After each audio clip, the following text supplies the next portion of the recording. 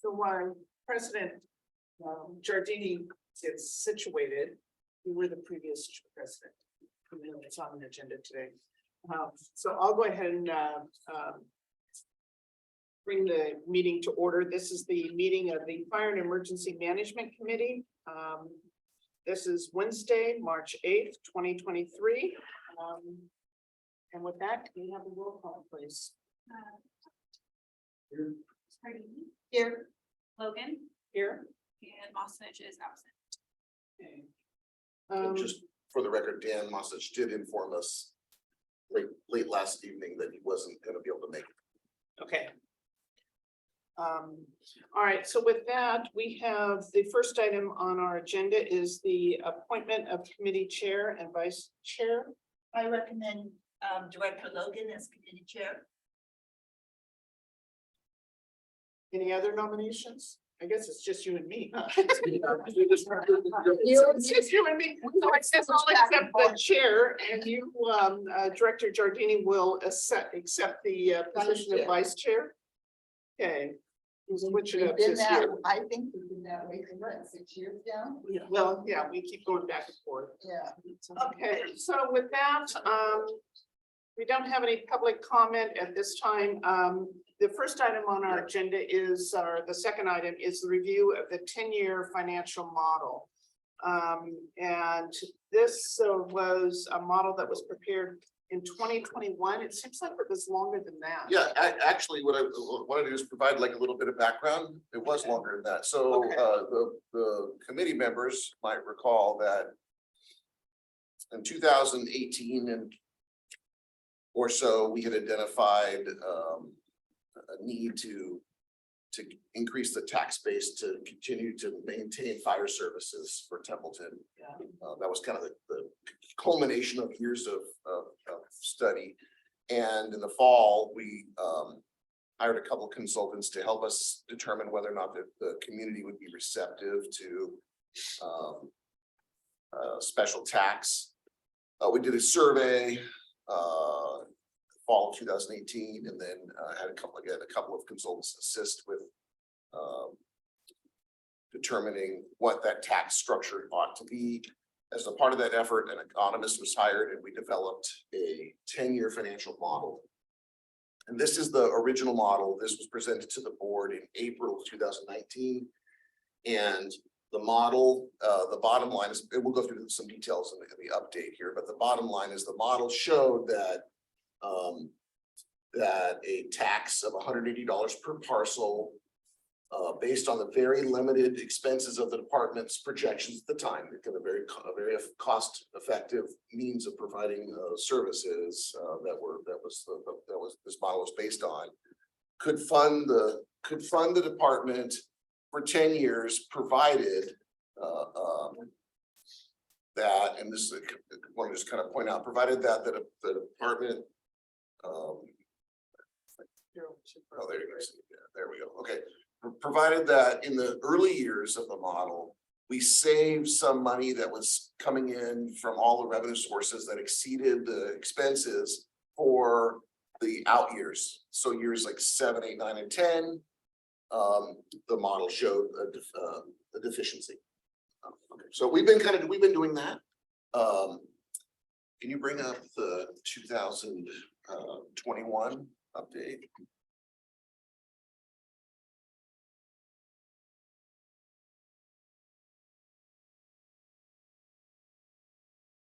So in August of 2021, we provided an update to this model. The model itself wasn't updated, but we populated what were what was then preliminary final figures for the fiscal year 2020-21, and we populated the following years, the then current year's budget, the 21-22 budget, to try to trend what in the model was likely to hold true, and where was the revenues going to be higher, lower, expenses higher and lower. And you might recall that we went over this. This was back when we were doing meetings exclusively on Zoom, and we pointed out areas that we thought would end up being higher over time, and where some savings could occur, etc. Anyways, so that update was done to the committee in 2021. Since then, there's been a couple requests to sort of continue this, we've done so as a part of the sort of budget preparation, reminding the then finance and admin committee of the model, comparing it to the forecasted budget. And then when the board approved or accepted the master plan assessment from AP Triton, it was suggested that before the master plan was finalized, that there'd be another review of the model. So we updated these comparison figures last week for this committee meeting, because the next item on your agenda relates to the master plan. So I wanted to kind of walk you through kind of where, and this was in the packet. So this is the same model. All these figures that are in these white columns, you know, are the same figures from 2019. None of that's changed.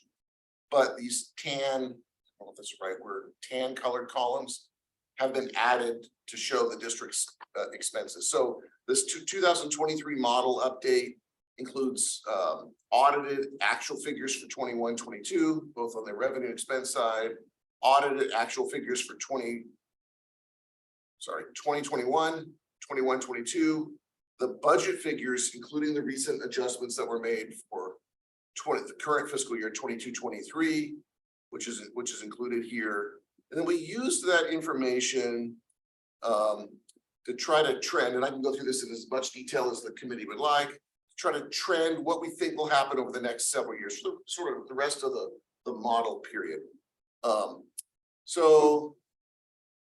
So interest earnings, we don't, if I left this blank, it's because, you know, we thought the model was probably a decent predictor going forward.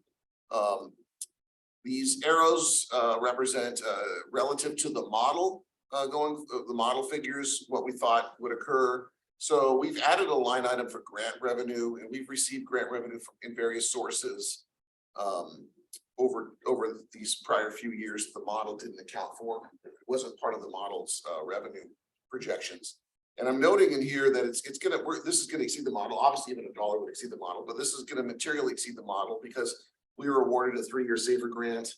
You know, so for the next 3 years, we're gonna have grant revenue in here that exceeded what the model expected.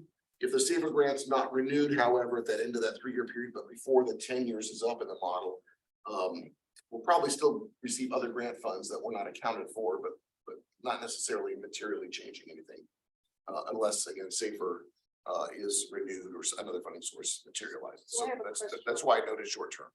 So on the SAFER grant, we've got it split out or isolated as the revenue coming in, but the expense, we have those salaries that are covered by the SAFER grant included in bundled with all the other salaries, correct? Yes, So we didn't split that out. yeah, because it affects But almost you've got every. it to where it's only the 3 years. Yeah, well, we've only populated the budget for the current fiscal For year. the- Okay, Yeah, so yeah. you didn't move it, roll it forward. So yeah, we're not that far along into next year's budget to. But it's this not in budget the period. projections. I didn't alter any of the model's projections. Okay. Only provide a, For the current period. yeah, for the current. Okay, So, so these future years that say projections, these are all the original model runs. So my review here, when they see this arrow up, and that's not a very good example, but this arrow up here, where it shows, I think we're gonna beat this figure, this $23,000 going forward. Beat the model, we're gonna have more revenue than the model predicted.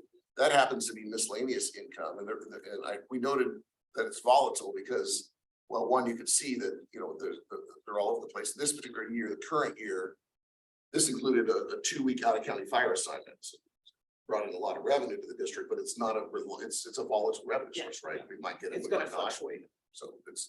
So I think we'll beat the model right either way. Again, if there's no notes or color, no arrows, I thought the model was still fairly accurate. You can see here, this is property taxes. The model was conservative, right? And so you can see over the last, if you compare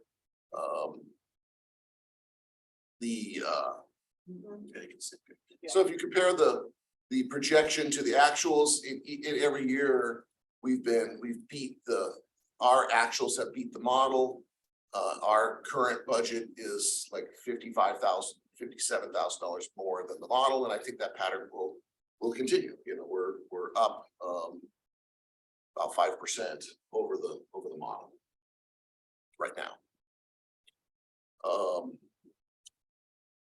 And then CFD revenues, I think this is worth noting, a couple things here. So at the time the model was created, the CFD, it didn't have its own fund. And it wasn't generating money back in the day, back at that time anyways, but we've since created its own fund. So CFD revenues don't automatically come to the fire fund. They're held in its own fund.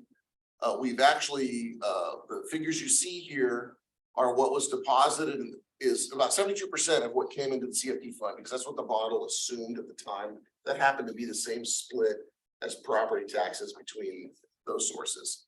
That's what, so we've continued, when you see these figures in the tan color, that is 72.5% of the CFD revenue from that year. So just to make sure, because we're using an acronym that I'm not sure Jerry's familiar with, the CFD, it's a Community Facilities District.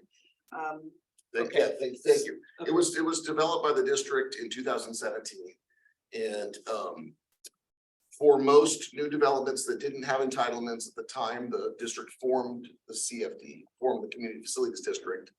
The county requires that those projects either annex into the district or somehow satisfy annex to the CFD or somehow satisfy Templeton CSD's financial needs in some other way. So for the most part, that has occurred. There are still projects that are not yet built, but did have entitlements that predated the formation, so will not be part of the CFD in all likelihood. But one thing that's unique about this is just because the project or parcel annexes in the CFD, revenue is not generated until actual improvements are completed. And also, it's not for single family residents, it's only for tract maps, land use, that's correct. Yeah, you mean like if you have a single lot. Right, and you're building just a If you residence. just need to get an over the counter permit, it won't be triggered. It's like a minor use permit, a CUP, Tract map. those kind of things. So actually in the current year, our current budget's lower than the projection. However, I think in the out years, I think we'll catch up next year. We have an apartment complex that just fell a year behind what the model thought in terms of its completion, but it is now complete and should receive an assessment next year. And we've continued to annex more parcels. The model is very conservative in this regard. And you can see that really it doesn't show growth. It just shows growth based on the CPI. And yet we have continued to annex additional parcels. So I think in these out years, the CFD revenue can exceed these figures. To what extent, I don't know. It should be higher than those. Going down to expenses, salaries. Salaries in the short term will be higher because of the safer grant funded positions. We've added to our full-time staffing beyond what the model had anticipated. Overtime, we've exceeded the model's overtime the last couple of years. This year, somewhat significantly. The model called this paid on call. This is really our part-time reserve firefighters. You can see here over the years, we've been pretty close, some years more, some years a little bit less. The current year budget is almost the same as what the model had projected. We'll probably have a little bit of savings during the period that we have the safer funding, because we're able to cover some of the hours that we were through the safer positions that we were relying on part-time firefighters to cover through this program. So for the next couple of years, we'll probably be a little bit lower, but the long term, I'm not sure. Some of that overtime from the out of county assignments? It is. Okay.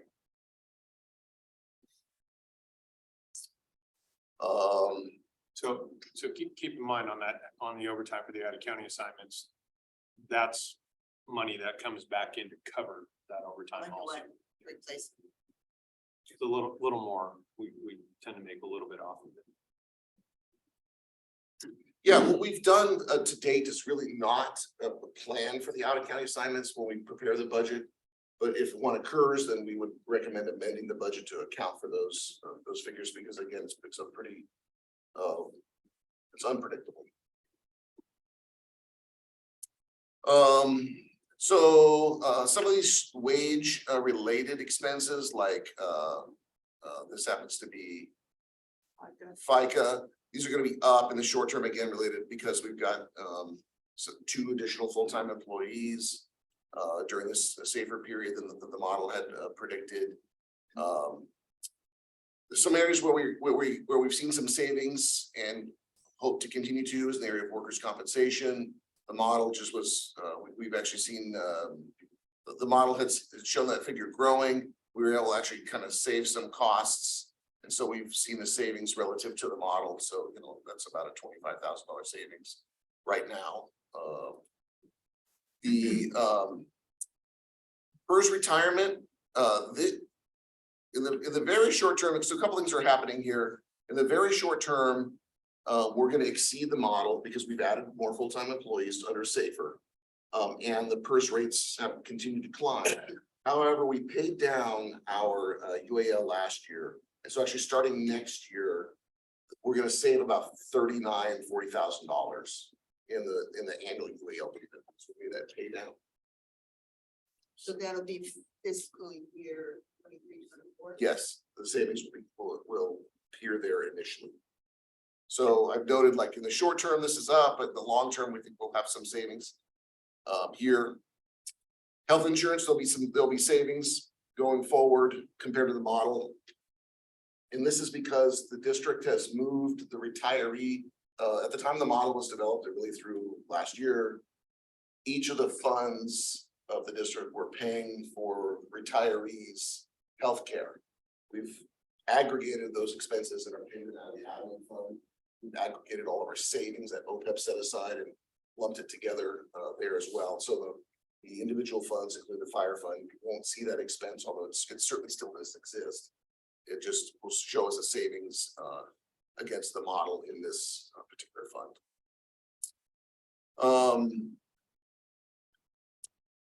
What is this? This is our this is a full-time employee benefit. It's going to be up a little bit in the short term because of the two additional full-time employees that were not anticipated at the time the model was prepared.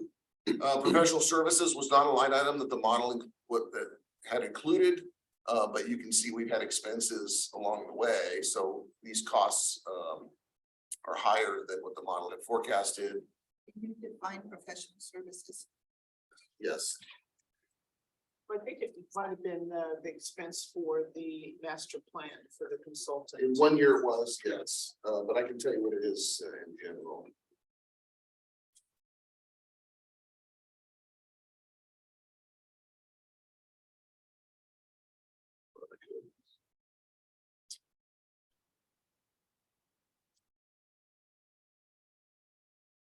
Yeah, the master plan, we had. Yeah, the master plan architectural, expense, the but I'm drawing. trying to think, One time. Yeah, so, yeah, one-time this expenses. year,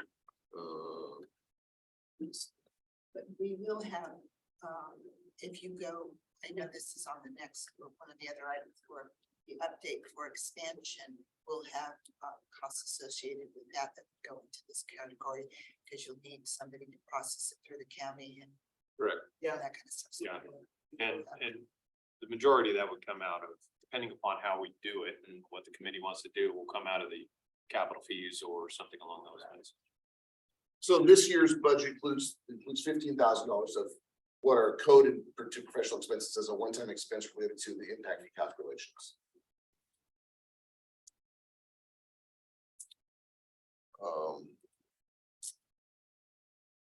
Dispatch costs have just been higher than the model had predicted. You can see that kind of, you know, the last couple of years, the model was 41,000, we spent 46. The model was 44,000 for the current year. Our current year budget's 48, so it's a little higher than what the model had projected. You know, weed abatement costs are kind of what they are. They're a little bit volatile, but not very significant, and so they have not exceeded the model. Legal services, some years have been up, some years have been down. We've kind of left it alone. Purchase services, we've spent more money than the model had predicted. Cleaning, I mean, just, again, these are really small line items, not that material, but we've spent more than what the model has shown. Public notices, again, some years up, some years down. Supplies have been up significantly over what the model had created, and I just want to go back for a second and say that, and remind you at the time, we were tasked with developing what's the most, a super lean operation. And I think that's not necessarily always proven to be something we could hold. So supplies is one area where I think you see that, where we've regularly exceeded and meaningfully exceeded what the model had predicted. Uniform supplies have been some years up, some years down. Repair and maintenance up and up significantly over what the model had predicted. For items like station repairs, things like we're dealing with today. Vehicle O&M, those costs have been higher than the model predicted, and in some cases significantly, both due to just higher operating costs, even when things are going well, higher fuel costs, etc., and then just repairs. Telephone costs have been higher, largely more personnel here than what the model predicted. Electricity costs are up. This year, up 40% maybe over what the model had predicted. Utilities, including gas, are up and up significantly. Again, these are not huge line items, but when you tally them all together, they do make a difference. Travel's been kind of not necessarily up. Just keep in mind, there's been the period of time here, this travel and education during COVID, there really weren't opportunities to go do things. And so it's not our prior couple of years may not be a good predictor of what the expenses are going forward because of the COVID impacts. Physical costs have been higher just for new employees. And though, again, these ones that I don't have notes on, or I thought the model was predicting it well. And then the admin allocation, I think will be up significantly compared to what the model had shown. And that's an item that'll be coming before the Finance and Admin Committee really as soon as next week. So yeah, the revenues are overall, I'd say the revenues are higher than what the model had predicted, and expenses are higher than the model had predicted as well. Question, what was the inflation factor that we used? Actually, you can see them in this model. You can see them over here. Each Line item? line item had in some cases a different factor. On expenses, for salaries, they're all listed here. Some of the ones that. So. Does that make sense? And Yeah. This is in the items there. So none of these things have changed since the model was developed. What you see in this 2023 update isn't really a rerunning of the model, but just really a comparison to the prior few years and what we think now going forward. Not a new model or a rerunning of it. So on the good news side, as you recall, the model had shown that we really needed to save money in these first couple of years to help pay for what we're expected to be losses or shortfalls in the out years, and we've been able to do that. We have, as it's right now, we've got in the bank almost $125,000 over the past that we've saved over the past 3 years. The model had predicted that we would need to save about 115, 113. So that's 75. These would be the 3 years that we would have been saving funds. So it's roughly 75. Yeah, about 114. So we're about $9,000 ahead of where the model would have been after these 3 years of implementation in terms of savings for what the model had predicted would be shortfalls in the out years. And that's not too surprising to me because we knew that the model was very conservative when we put it together. So I'm not surprised. My concern is there's been, since this model's come into place, is you had COVID. So yeah, you didn't have the training, you didn't have some of the travel. And certainly, we did get the Safer grant, so that helps with having those 3 additional FTEs. Two. Or two. But that's for 3 years. Yeah, because I think the biggest thing that the biggest oversight on this is that we looked at Measure A and saying we only needed $148 per year. But that was looking at just staffing cost, and what we didn't take into consideration, if we go from part-time to full-time 24/7, what would it mean to the station?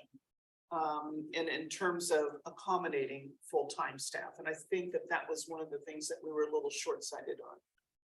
So Yeah, that's what concerns me with this model. So I appreciate doing this because I think it's really kind of a comparison between what did we forecast and what's been our performance. I don't know that it changes really the model to say, do those assumptions still apply going forward? I think there's still some risk. And a 10-year model anyway is so far out that, you know, you only go with the information you have at that point in time. And looking at gas prices, the price of gas to probably fill, you know, those trucks has gone up significantly. So, and the, you know, the inflation rate that we put in there, I'm wondering whether or not that's really holding true. We can with salaries. My concern is also with CalPERS, because that's always got a 1-year lag. Yeah, and like I said, right now, we're looking at, I just mentioned that we're gonna have a savings compared to the Yeah. UAL, but the reality is CalPERS lost a bunch of money Yeah. last year, and so we're gonna end up developing a whole new UAL, and, a couple years later, and so, again, the further out we get from the formation of the model, the less accurate you'd expect it to be, and I think that's probably holding true. I don't see anything that's particularly alarming, other than to say that, a number of things, we've made a number of changes to the operations beyond what the model had anticipated. We've got revenue to offset some of that now, and those expenses are there. But at the same time, I don't see the revenues, even though like we're ahead by like 50 grand a year in property taxes. We have a number of line items that are not tied to Safer that are way higher than the model had anticipated. We're gonna need those revenues just to get through this 10-year period. Yep.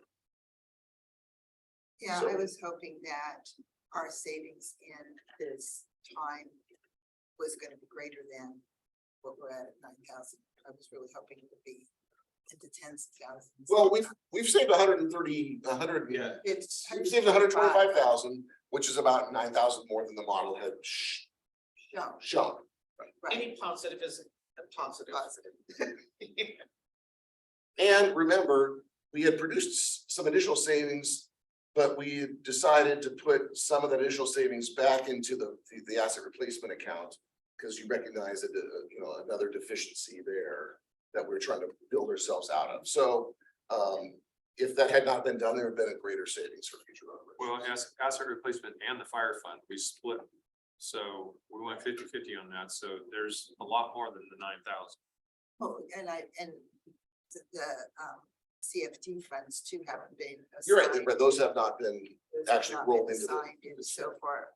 And just as a reminder, in case, the CFD funds today have a balance about $58,000. That's through the end of this fiscal year. That have not yet been, appropriated. So, yeah, but again, that if you move that's one-time money, that's not an ongoing revenue. There is ongoing revenue source, but that $50,000 was several years of accumulation. So, but it's just now, the CFD is just now getting to something that's gonna be more meaningful. Again, once these additional 38 units that are just got finished, have become assessed, then we'll hit a figure that's, that looks something like that, 50 grand a year.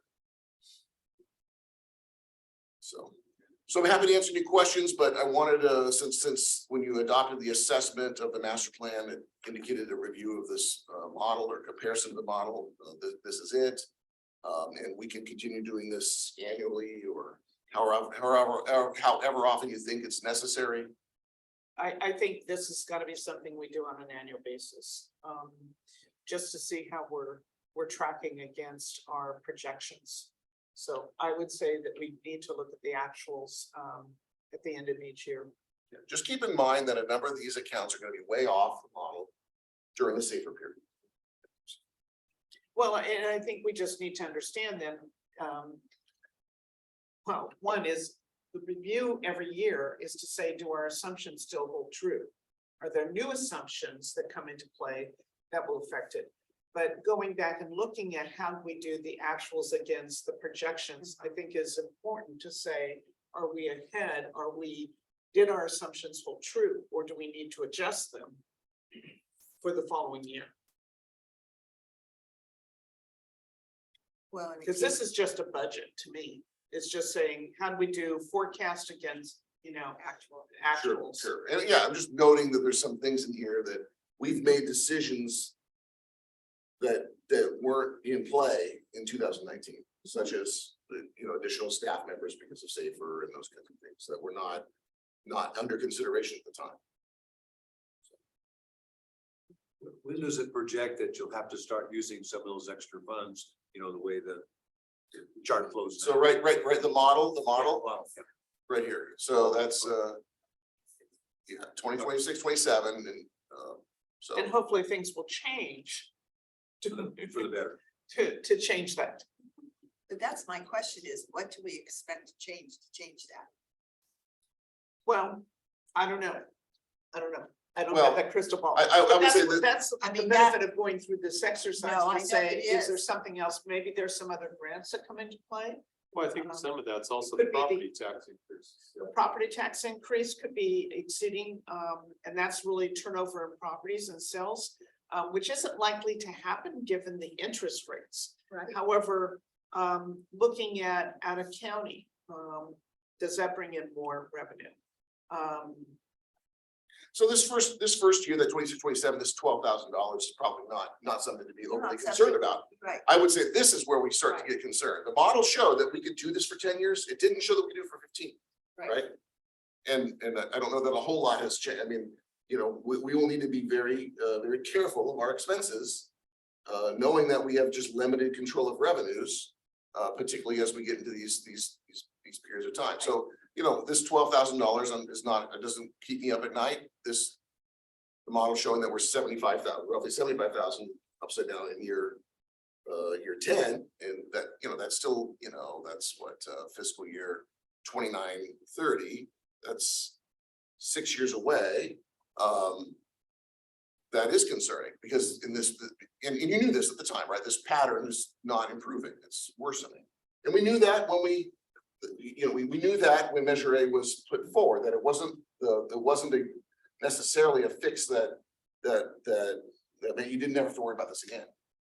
No, but I think it is good that, like, prior to us getting Measure A through, trying to solve the fire department problems for years have been down the road and ignored. And that it's in front of us now that we have this problem, and that there is a good likelihood that we're going to, at 10 years, maybe be able to meet our deficit. But beyond that, we're not. And so action should be taken or started to be looked at now to start planning for that of what can we do? Because from our past board experiences, when they kick it down the road or ignore it, it only gets worse. So we need to start thinking about how are we gonna help these budget numbers?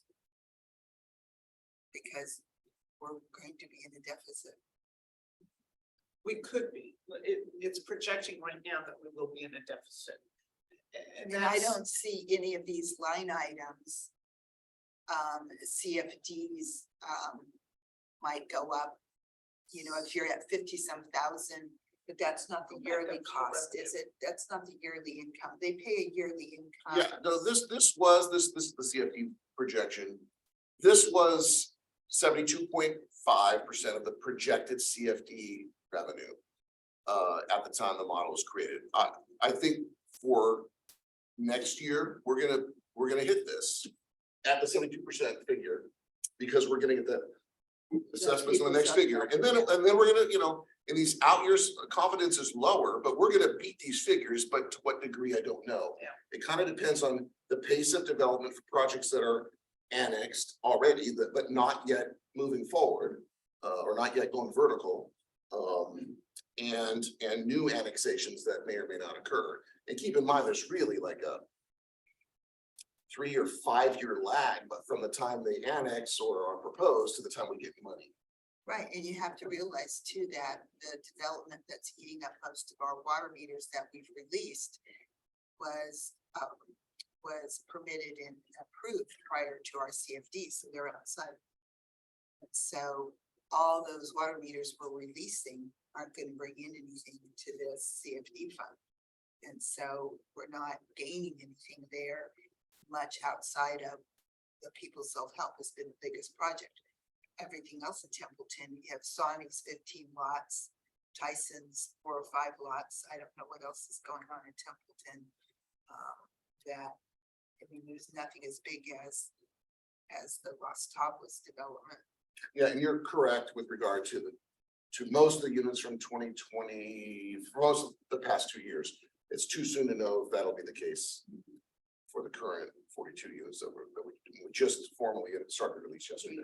Yeah. So, And didn't we on the out of county, that wasn't something we were doing for a while, a few years ago, Right. correct? Right. And Yeah, so that's kind of a revenue stream that we've kind of taken and resurrected just recently. Correct. Last year was the first year we, Yeah. first year So, in like 6 years. though. yeah, and we don't really have much control over property tax. I mean, we know that, it's a certain percentage, but it's also going to be based on how much turnover to increase the property tax dollars. Which is really I think we're fine with what we've got in here in terms of the assumption. Yeah, I mean, we're I ahead. mean, that's really it's the property taxes that if you look at the source, there may be other grants available. I think we just need to pursue those. And I don't know if you've done anything with the medical for out of county or out of area medical assistance that we provide and doing any billing on that. yeah, so we've reached out to a few of the companies that do that type of stuff. Problem is the flux that's taking place with the San Luis ambulance contract right now and what we call our first responder fees. We are not eligible to create a secondary first responder fee based on the current ambulance contract. Because we get APOC funds, Ambulance Performance Objective Committee funds that are supposed to replenish that. Now, that doesn't say that we can't go into some performance-based insurance collection. But I think what we looked at, just surface level, didn't indicate we'd be pulling in a whole lot with the out of area people that we respond to. Yeah, we're talking. Well, thousands of that's- dollars versus hundreds of thousands. Yeah, but I'm looking at it as most of our calls are medical. Okay. And I don't know of those calls, how many are for out of area car accidents? To say, would it be worthwhile if we could, because that's the big question. Could we do that third party billing?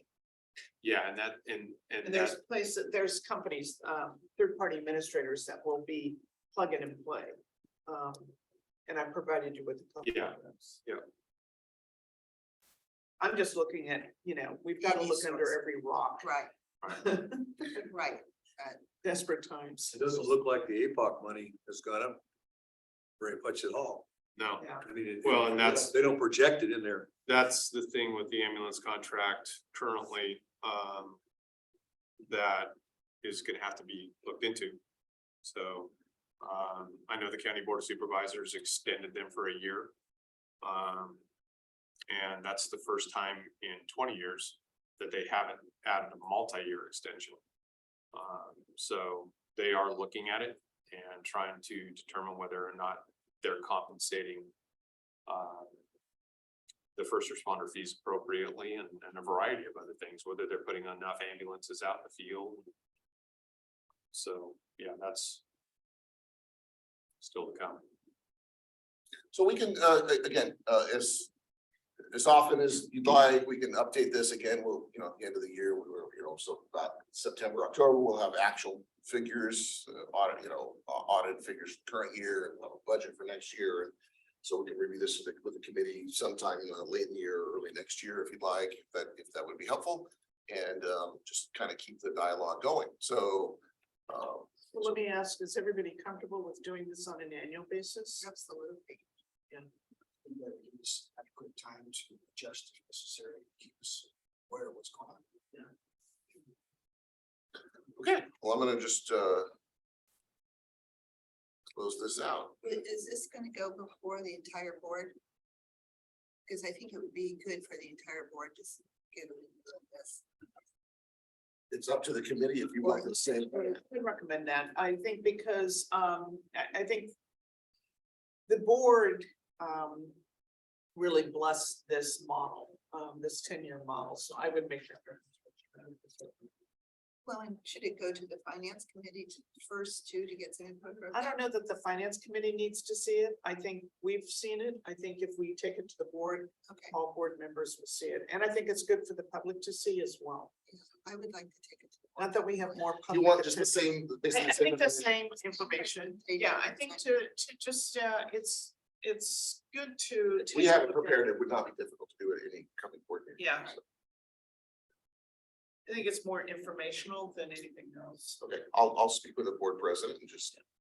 And director. Peterson. is Yes. his name. Yeah. Pearson, Pearson. not seen it, you're right. Yeah, Pearson, has not seen it, so it'd be good for her to good see it. point. Okay. All right, so we'll make that recommendation has been made to present to the board for information purposes. Next item is acceptance of the draft master plan. The committee will review the current materials related to the master plan and consider recommending that the board accept the master plan and direct staff to prepare an updated development impact fee calculation. Okay, so I do, just to kind of rewind the clock, this was a master plan was something that the district had desired. We placed funding for it in the fiscal year 2021 budget. In the winter of fiscal of 21, we hired AP Triton after an RFP process to perform, to develop the master plan. That work was presented to the board in the late summer of 2021. At the time, I'm gonna bring up at the time, a document, it's a rather sizable document that looks like this without this little circle on here, was presented and accepted by the board. At the time of the acceptance, the board wished to call this a master plan, call this work a master plan assessment. So we've added that assessment sticker to the front of this document. I think that was what was requested. Also at the time, the board asked that a cover letter go on top of this, so anyone who read it would know the purpose of it. This little memo was provided to the committee. Let's see, how about I make this bigger? Over here. Plus, maybe no. Okay. Thank you. Yeah, this was presented to the committee in, I think, November or December of 2021. So a little over a year ago. So this item is not new. She's got it right there, December of 2021. So this item is not new. It's been available. Additionally, at that same time, there were a number of grab something. The little windows blocked. There it is right there. Okay, yeah, so also in the fall of 2021. Sorry, this is a long document. Okay, so we were asked at the time the assessment was done to work with the committee to draft responses to the master plan, to the responses to the recommendations. You can see the recommendations are in the very bottom of the document, or I said bottom, the back of the document. We're looking at a hard copy. These are these responses to the recommendations came back to the fire committee in a couple of meetings in the fall of a couple months after the assessment was done. And I'm getting to them here because Carrie's got them all merged into one document. So they're okay right here. Sorry. There we go. So again, these recommendations, our responses are in red. These have already come to the committee, and you've made some suggested changes. We incorporated those right after that meeting. So this document, in my view, this portion of the master plan is complete. It's gone through, AP Triton's work. The board's accepted it. The committee's done its touches. This portion of the master plan, again, in my view, is complete. We found that under this link right here. So that's the link I clicked on. So that's the cover to the master plan assessment, and the responses. At the time the master plan assessment was accepted, we realized there were a couple of really significant items that were not a part of it that were necessary in order for the board to consider the master plan complete. And those were the cost estimates for the recommendations or improvements that were desired. And again, there were a lot of recommendations made. Not every one of them had a cost, but there were some capital costs that were significant. So following the master plan assessment acceptance, you'll remember that the board authorized work to be done on a conceptual design and cost estimate for a station expansion. And this item has also gone through the committee about a year ago and through last summer. So we've now attached that to very small. The master plan. To the master plan through this link. Again, none of this information should be new to the committee members. This includes, I blew it up too quickly, I guess. This includes the conceptual layout of the station expansion.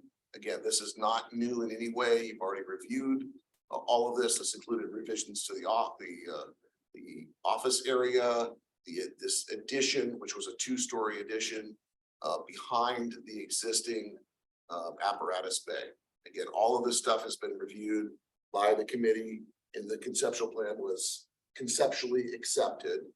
Then we went on after the conceptual plan was blessed to get a cost estimate, and this was also shared with the committee.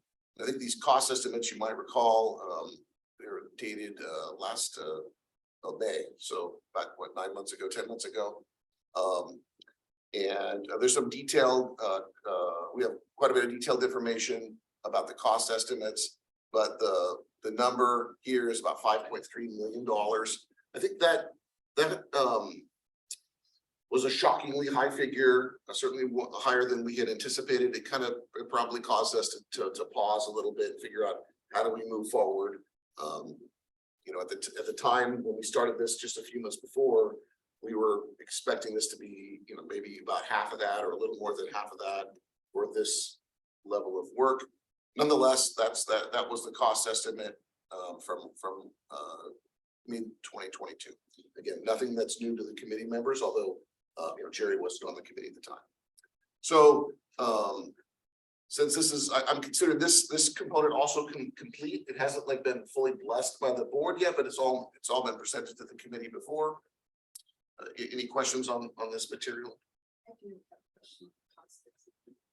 Did we ever ask for a second cost estimate to be done by a different firm? We did, but it was going to obviously incur more cost to get a second cost estimate. And just a professional courtesy, the second cost estimator gave our architect roughly the same. They went over it, gave him roughly the same amount for doing the project. Since then, I've reached out to a couple cost estimators. And obviously, this was like the perfect storm. We hit material prices at their highest.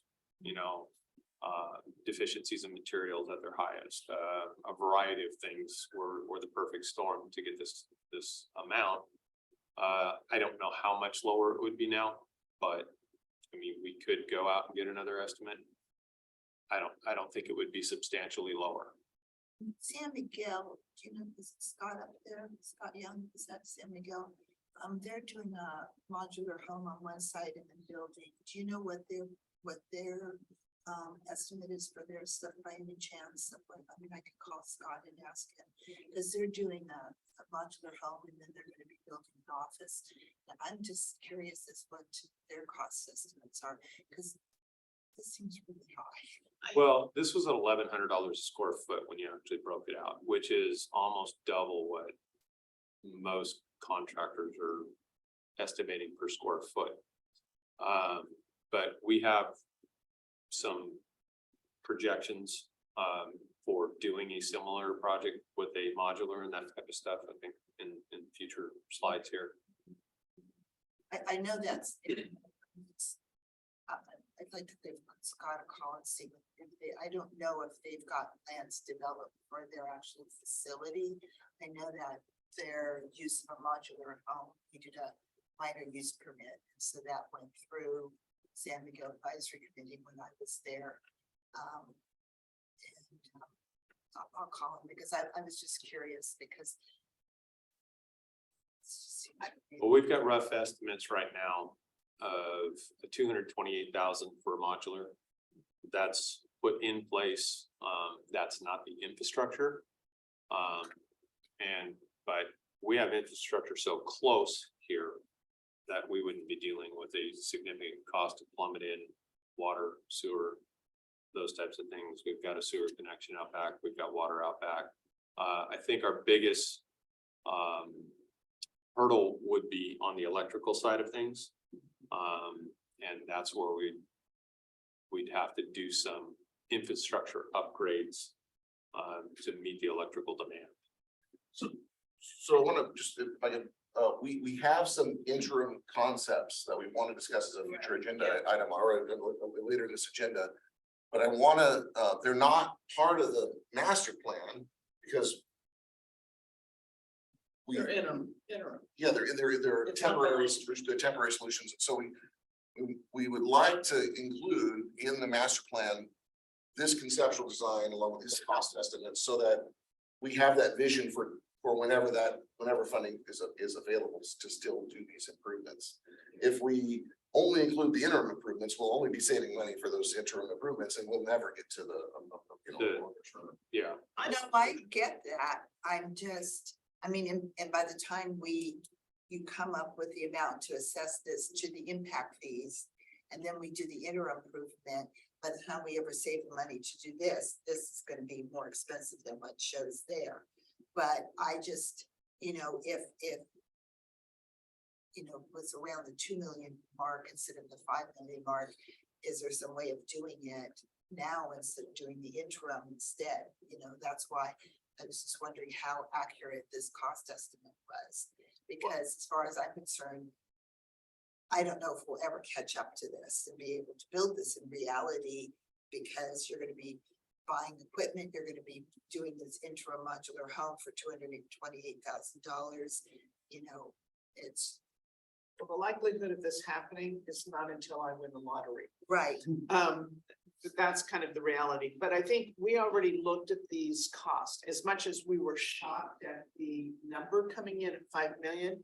I think for the purpose of the master plan, I'm okay with that. I think if it comes down to, are we now able to start thinking about doing that long-term build out? Then I think we need to take it to bid at that point. To say what is really the cost and validate these. But I think for right now, I think for the purpose of the master plan, I'm okay with that. So when we do the impact fees, this estimate will affect the impact fee cost that you assign to that. Those impact fees only go on new development, Right. correct? So that goes into a separate pot that stays specifically for just capital improvements. And capital improvements include, does that include our fire trucks too? Yes. Well, Well, it does I- only for additional New, yeah. equipment that serves new development, right? Or growth in our, Not a replacement. It's not a replacement. Okay, Okay. So anyway, this again, not new information, not something that, you know, you've seen it before. Additionally, we've included in the master plan, the cost estimate for a Type 1 engine. This is brand new figures. Here, I You think say you were brand new as of when? new as in last week. Oh, okay. So I believe there are two cost estimates we've included here, from last week, one at, you know, $1.18 million. And Is that 200,000 based on our specifications? Okay. This is, yeah, this is based on what we would need for a Type 1 engine. It's not, It's not their standard Type 1, it's what it's we a, have identified. well, it's a pretty basic standard Type 1. This has Okay. got no frills or anything to it. It's a base Type 1 engine, what's being cost down. When we start adding frills to it and things of that nature, we're getting up into the 1.5 area and those numbers. There are some other manufacturers out there. One that I would not recommend, that is coming in at around $1 million. But it's really not saving us that much to deal with the problems that particular manufacturer has had. And we have to pay the sales tax. yes, Oh, yeah. everything we buy. It seems like we would have a waiver for that. No, Local governments pay sales tax. goes to the county. I mean, versus.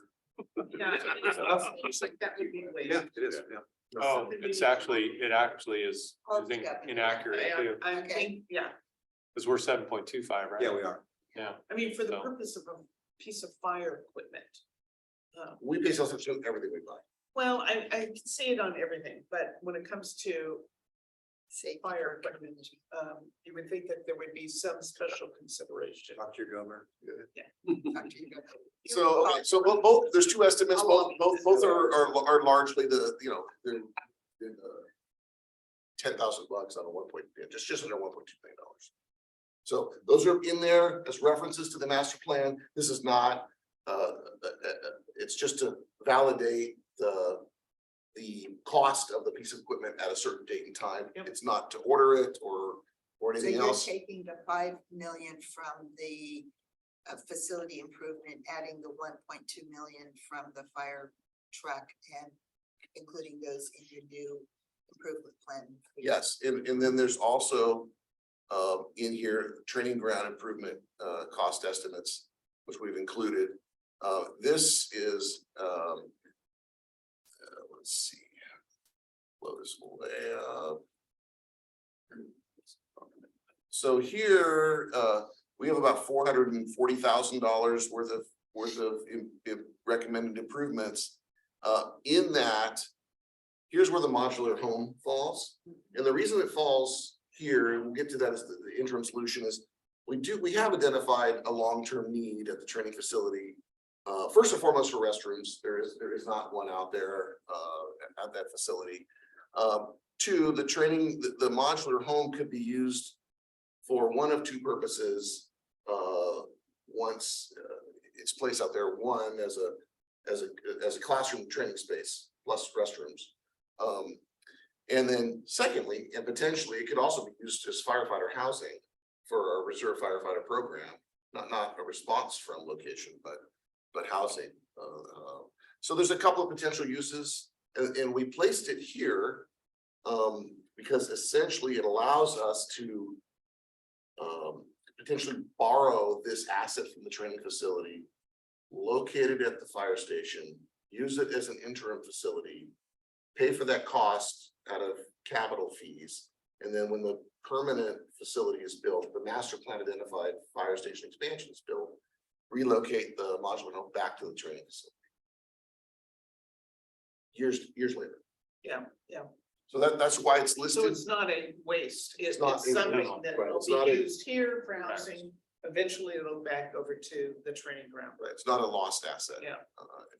Under that. So then, so So then it's, this number here, this 434,000 is also being added to the 5 million and the 1.2 million, and then this happened.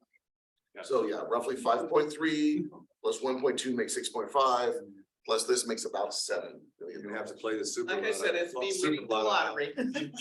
Keep in mind, that, this isn't gonna solve all of your problems, and we're getting kind of ahead of ourselves in terms of what does this mean to the asset? No, I'm just getting really Thing. impressed. It is, we have right now about $2.7 million already set aside. So that $2.7 million will be subtracted from the roughly $7 million in terms of new fees that need to be collected. So this is listed. We've also got some details here, and now I'm gonna shrink it back up. This is the cost estimate for a modular facility that could You gotta work. You gotta go smaller. And when did we last adjust our impact fees for fire Okay, so the fire fees are adjusted annually for the CPI. or CPI, but aside from that? In 2018, when we did the other impact fee adjustments at the time, because we did not have a master plan. Well, we couldn't 5 years ago. comprehensively do it, so they really date back into the early 2000s. Yeah, no, we didn't do them Oh. 5 years ago Oh, because we didn't have a master plan. ah, So the fire fees were. the so end. it's been early It's 2000s. been early so we 2000s. are really Yeah, they've gone up just tied to CPI. behind. Yeah, but. Well, and they're kind of fractured, and I think the general manager and I've discussed, it'd be nice to just kind They'll of just be one. consolidate them. It just says it's overdue. So this is an example here of what a facility that this one here is an example of what a modular facility that could work both at the training facility permanently and temporarily behind the engine bay. And the reason I went 40 by 23 here is because it actually fits out back and it gives us the proper setback. Do you need to run a land use permit for this? Yes. A land use? No, because we currently have residential use here. I think we would be required to. I think so too.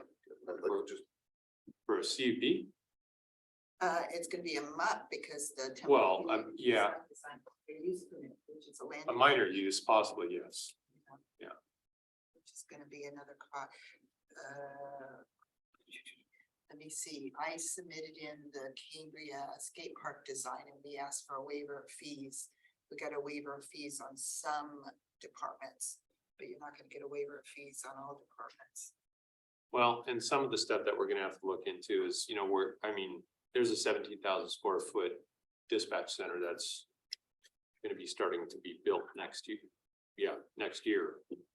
Well, this year, end of this year, sorry. They're actually breaking ground from my understanding in August. Well, if the rain lets up by August.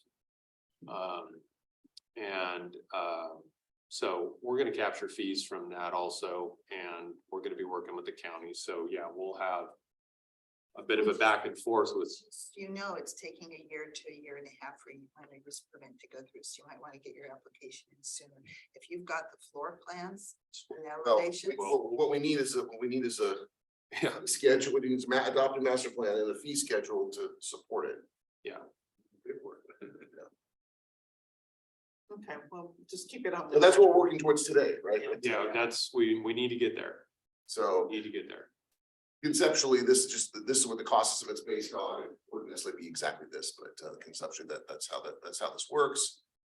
There's cost estimates for some of the paving and grading work here as well. Training, that's training facilities. Yeah, at the training facility. Again, those are all training, they're tied to the training facility because that's where the permanent could be permanently located. So, oops, I didn't screw up and stop it altogether. So the master plan, from our point of view, with these additional cost estimates can be considered complete. We would request that the committee recommend that the board adopt that this go to the board for consideration for adoption. Once the master plan is adopted, we can immediately move forward with the development impact fee program. It's really important to have the identified improvements as a part of that program and to start the clock on that because it requires a public hearing. And then after the fees are adopted, there's like 120-day period that somebody could protest or really challenge those fees. And we want to, get through all that time period before the district incurs expenses that are subject to challenge. We've actually already been talking to Allison Lechtowitz. You remember her? She's the one who did all the work from 2018. She thinks that we can do the fee study in about 2 months' time. She's already reviewed the draft master plan to identify, I asked her, you see anything that's missing that we would need to have, and she hasn't identified that. So, and we can accomplish that with our existing budget. We have funding allocated for the development impact fee program, and her cost estimate is lower than what we've got in the budget. So what's your best guess in terms of when this might be completed, in terms of having the impact fees? 6 months? Yeah, I think that's probably a decent guess. If this goes to if the committee's ready to recommend the board adopt the master plan and proceed with the impact fee work, this can go on the March 21st board agenda. I can also place the review of the financial model on the same agenda, so they get the same review at the same time. And we can, between April and May, do the master plan analysis, come to the board with recommended fees in June. If the board likes the analysis, we can schedule a public hearing probably for early August. The fees can take effect 60 days after the public hearing if the board approves the fee. I don't know what the impact of these fees. I kind of recommend that you do the review, the 10-year model review at a separate meeting, only because I think that's gonna prompt a lot of questions. It's too much overload. And it's too much overload, so I would say then do the master plan at the next meeting. The subsequent meeting, Later. yeah, because I think it's just too much in one. I don't have Especially- much on the agenda the 21st right now, so it'd be easy to do. Actually, the master plan is the business item on the 21st. If you and I can handle them together, the rest of the board. I know where the start Is is, that the but, best? okay. All right, I was just gonna recommend, I just know that it's been a while since the board members who are familiar with the master plan or the financial model have, kind of taken a look at it again. But the master plan, since we've kind of done all of those parts over the course of multiple fire committee meetings, now to present it at one time to the board, I think may prompt a number of questions, but. It could, but remember, the board has seen the bulk of this too, because Okay, the master plan assessment, which is 90% of the volume here, yeah, has went to the board. Yeah. So, but I think some of the responses and all those findings that, all the We saw subsequent that. work. I was gonna say, we gave a pretty detailed, presentation on the master plan to the board last year, so. Okay. Well, if that's all you have for the 21st, I think. Then yeah, the board always, I would agendize the financial review first. And if the board feels like they've got too many questions, they don't, they can table the master plan item, but I don't, until the master plan's adopted, we can't work on fees. Yeah, right? I get it. So, Okay, then I'll leave it up to your judgment. okay. I'll so- work with the board president to determine, what. So I'm fine with having the acceptance of the draft master plan. I know, Jerry, you haven't been involved to see all the bits and pieces. So I don't know if you have an opinion one way or another on this. Not yet. Okay, so, okay. So is there consensus amongst the committee to move this item to the board? Yeah. I mean, I think we need to move forward so that we can get those impact fees. Because we're so far behind in having those. And looking at the financial model, we need to make some adjustments. Well, and as Director Giardini said, we can't kick the can anymore. I mean, No, it's, no. we're gonna kick it off a cliff here pretty soon. If we haven't already. So yeah, so I think I'm in consensus, and it sounds like Jerry and Pam are also in agreement as well. So let's have the draft master plan presented to the board as well. The sooner the better, so we, can get moving forward. Okay, any further comments on that? We'll move to the next item is the interim expansion concept. And this is for, the modular unit? Yeah, this is for the station, so Chief Peterson can go into some details here, just actually got some meeting notes about this item. But I think what we kind of last spring, when we started to get a handle on just how much the station expansion was going to cost, we knew that was kind of derailed the sort of short-term station expansion goals. And so we began looking at, okay, what do we have to do to make it more livable while we're still saving money for this permanent station expansion? So essentially, as we kind of started covering, the interim expansion would be that concept of getting a modular home back there. But there's a few things obviously that need to take place with regards to the financing and everything else. Additionally, what I would recommend is a couple of things that I'm going to point out here is we do currently have some electrical issues on the fire department side. And we're finding more, which is a little disconcerting, especially with the fact that Montecito just burned down one of their fire stations because of an electrical issue. We do have wiring issues. Some of the stuff is in the panel currently. The main thing is we have an undersized panel. That was brought forth with regards to the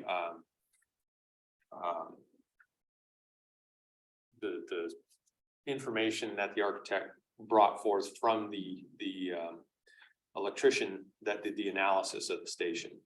And he said, we have two 200 amp panels out there to run a fire station, the apparatus bay and everything we're doing over there off of a single 200 amp panel is just not adequate. So his recommendation was to increase the size of the panel. That would be something that would not be a waste of money because we could actually use what's proposed in the master plan and the station expansion and just do that early, get it set up, do the PG&E work, add a 400 amp panel to the fire station side of things, and then add our sub panels.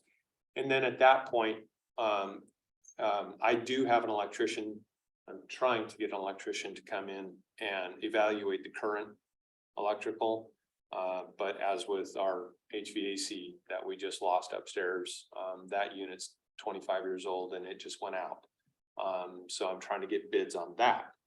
And what we're seeing is contractors are not calling us back very quickly right now. I have a contact into an HVAC system.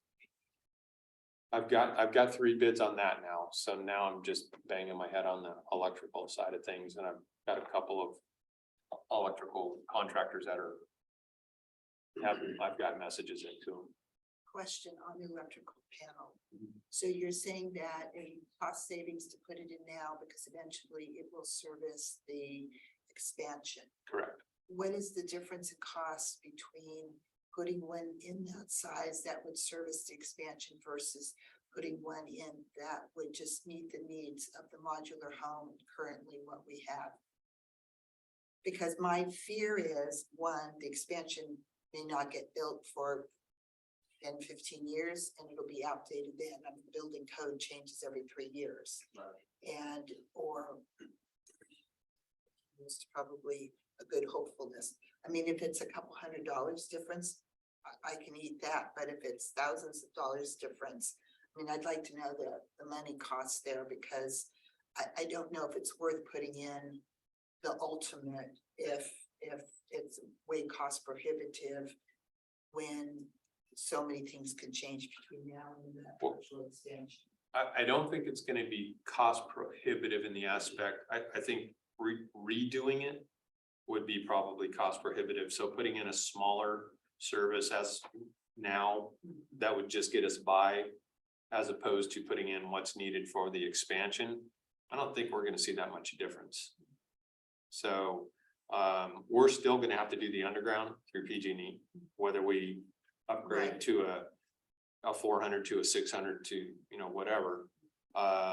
So it's basically the cost of the panel. Well, I not think the- it's the labor costs. The labor cost is gonna be the same, Same. whether you go with a small unit to get us by now or a larger unit for the future. It's the labor, and I think the labor cost is gonna be the same. The materials, is it gonna be that much Well, difference? that's what I'm asking. Probably. Yeah, I probably think the not. one way to look at this is the way we've structured it, without getting into the weeds too much, is what we'd like to do is call this like a phase one expansion program and builds a couple of the components of the ultimate design, its conceptual design in phase one. And hopefully we can put them to use when the rest of the expansion takes place, like the electrical, and we'll talk about a wall and a few other things. Because it allows us to tap into that development impact fee fund if it's part of the Oh, ultimate I see. expansion. Yeah. If we do something in an interim basis, then that's gonna be lost. Okay. Well, now it'll be you ex- throwaway. You Anyway, explain, so- okay, you just answered my question there, because okay, that makes sense now. I got it. It's a budgeting thing. And what fees we can tap into. Correct, Okay. yeah, so that's where I was gonna kind of go with. So, again, that undersized panel, you know, with what the general manager just said, that does allow us to tap into those capital fees and use that ultimately to then set us up for when the expansion takes place. The same thing, you know, is said with the modular home, using that, borrowing it from the training grounds to place here, we can use capital fees for that. And then return it to the training grounds when we do get the fees necessary to expand. The other aspect that would be part of the phase one or the interim expansion would be to frame in the back door. So that would require taking down the existing hangar door, which has not been inspected in many, many years, and it's quite honestly, It doesn't look so good. no, it's, I would want to get it inspected if we were gonna keep it, and I'm not sure it would pass an inspection. So it actually doesn't really meet the needs of what we're doing now anyways, because it takes so long to up and down. And not only that, with the current costs of gas prices and everything else, natural gas, every time we raise that door, we lose the entire heating integrity of the engine bay. And we've seen some really cold days this year. So essentially framing in that back door. And then would give us some better access, keep the heat retention down. What I would recommend is just a man door and another roll-up door to give us temporary access. We would frame it in exactly like it would need to be to tie into the expansion. And then essentially what we're doing was just removing drywall at the time that the expansion takes place. So we're not losing any costs there either. The upstairs bathroom, it's in pretty much disrepair at this point. We're starting to see mold growth behind it. So there are elements that, This, by the way, isn't related to the interim expansion. This is just emergency repairs to the Yeah, state. yeah. correct. I've seen it. So essentially, we're gonna have to do something with that tub shower combination up there, replacing that. Again, mold under it and behind the shower. You know, the potential of doing a little bit of work up there to add another shower or potentially look at adding the shower down here. If we looked at adding the shower down here, we're taking away some of our office space. But that would add to the concept that we're looking at for the Long-term. office expansion long-term. So we'd have to look at that and work with the architect on how we could add an additional shower. There was one other item I'm thinking of. And we're looking at the electrical downstairs also. So as we've gone up and looked at and done our captain's bedroom remodel, we have found several what in the electrical industry they term as rat's nests. So we have a lot of exposed electrical in boxes up there that aren't capped. They're just sitting there, you know, This potentially is building built. 98, right? 96. 96. 96, yeah. Yeah, The electrician that wired it did a terrible job. yeah, it's Atrocious. it's dangerous. In my opinion. Yeah, there's some circuits in here that we weren't able to trace. We don't even know what breakers turned them off. Yeah, it's. That's scary. In this for. Keep in mind, this wasn't a new construction. I mean, like this Well, building it was existed, this. Oh, so it's retrofit. Yeah, it was retrofitted even in Well, '96. The panel out there was put in new, and Yeah. it was, they added the 200 amp panels. But the guy that did it, he was paid a flat fee to do the whole thing, and he has lights on on plug circuits, which is a no-no. Yeah, it's bad. It's bad. So that would be part of number one, the electrical upgrade. Correct, yeah, Well, well, actually- and evaluation is, I think, really what we need, so a portion of that. Would be part of expansion. I think the other portion, we'd have to determine and. You know, take the recommendation of an electrician to see what we would have to do to. Make safe items over here, that would not be part of the expansion. So we clearly cannot use development impact fees to make repairs or to fix existing deficiencies, right? They need to be true expansions. So, yeah, we're not So we able to would be, read, yeah, so we'd be limited. yeah, so we, some of the electrical work is gonna need to be done separate and before. And now, and we'll just have, there won't be a way to tap into development impact fee funds for that work. And then I think we, you know, pretty much covered the modular home. It addresses the, you know, the living needs, with minimal disruption also. You know, from the aspect of taking the two, bedrooms upstairs. And, you know, as we work on the bathroom and whatnot up there, if we got the modular in place. Some of the stuff we're gonna have to do probably sooner than we'd be able to get the modular in place, but. When we remove those bedrooms, then immediately, you know, they've got a place to go first before we start that type of construction. So would that also include when you do this interim expansion, addressing the flooring upstairs? Yes, Okay, yeah, because I don't want to do anything there yeah. currently. Well, it's pretty bad right now. It is bad. Well, I don't know if the interim expansion goes forward, the current use of the upstairs would totally change. There'd be no need to have, if we're able to locate a modular facility, once that's here. The upstairs won't serve as the sleeping quarters. Correct. Okay, so you wouldn't But- even use that. Well, But not you for would its need the current kitchen. purpose. You'd use the kitchen. No. No? No, modular- the kitchen would go away. But and correct me if, maybe I misunderstood what you're saying. You're talking about just redoing the flooring. Redoing the flooring, but it sounds like there's not gonna be living quarters upstairs. It's gonna be all in the modular. Correct. Okay, so, yeah. So we, you you don't know, need to address after that. the modules here, we can figure out what we would, Yeah, there'll probably be other repairs that are necessary, but. Some of the items that are on this list really are more immediate needs, like mold remediation, Yeah. can't wait. got it. The electrical. We really can't wait. I mean, the HVAC unit that just, Yeah, It concerns me though, what, Pam is saying about getting the use permit, minor use permit, and if that's gonna be a delay in getting the modular, hopefully not. And in which case I would hope that you could use, John Prashant to kind of help I think we've got escort that. a bargaining tool to expedite some of these things. Yeah. You know, with regards to moving that forward a little quicker. Okay. Okay.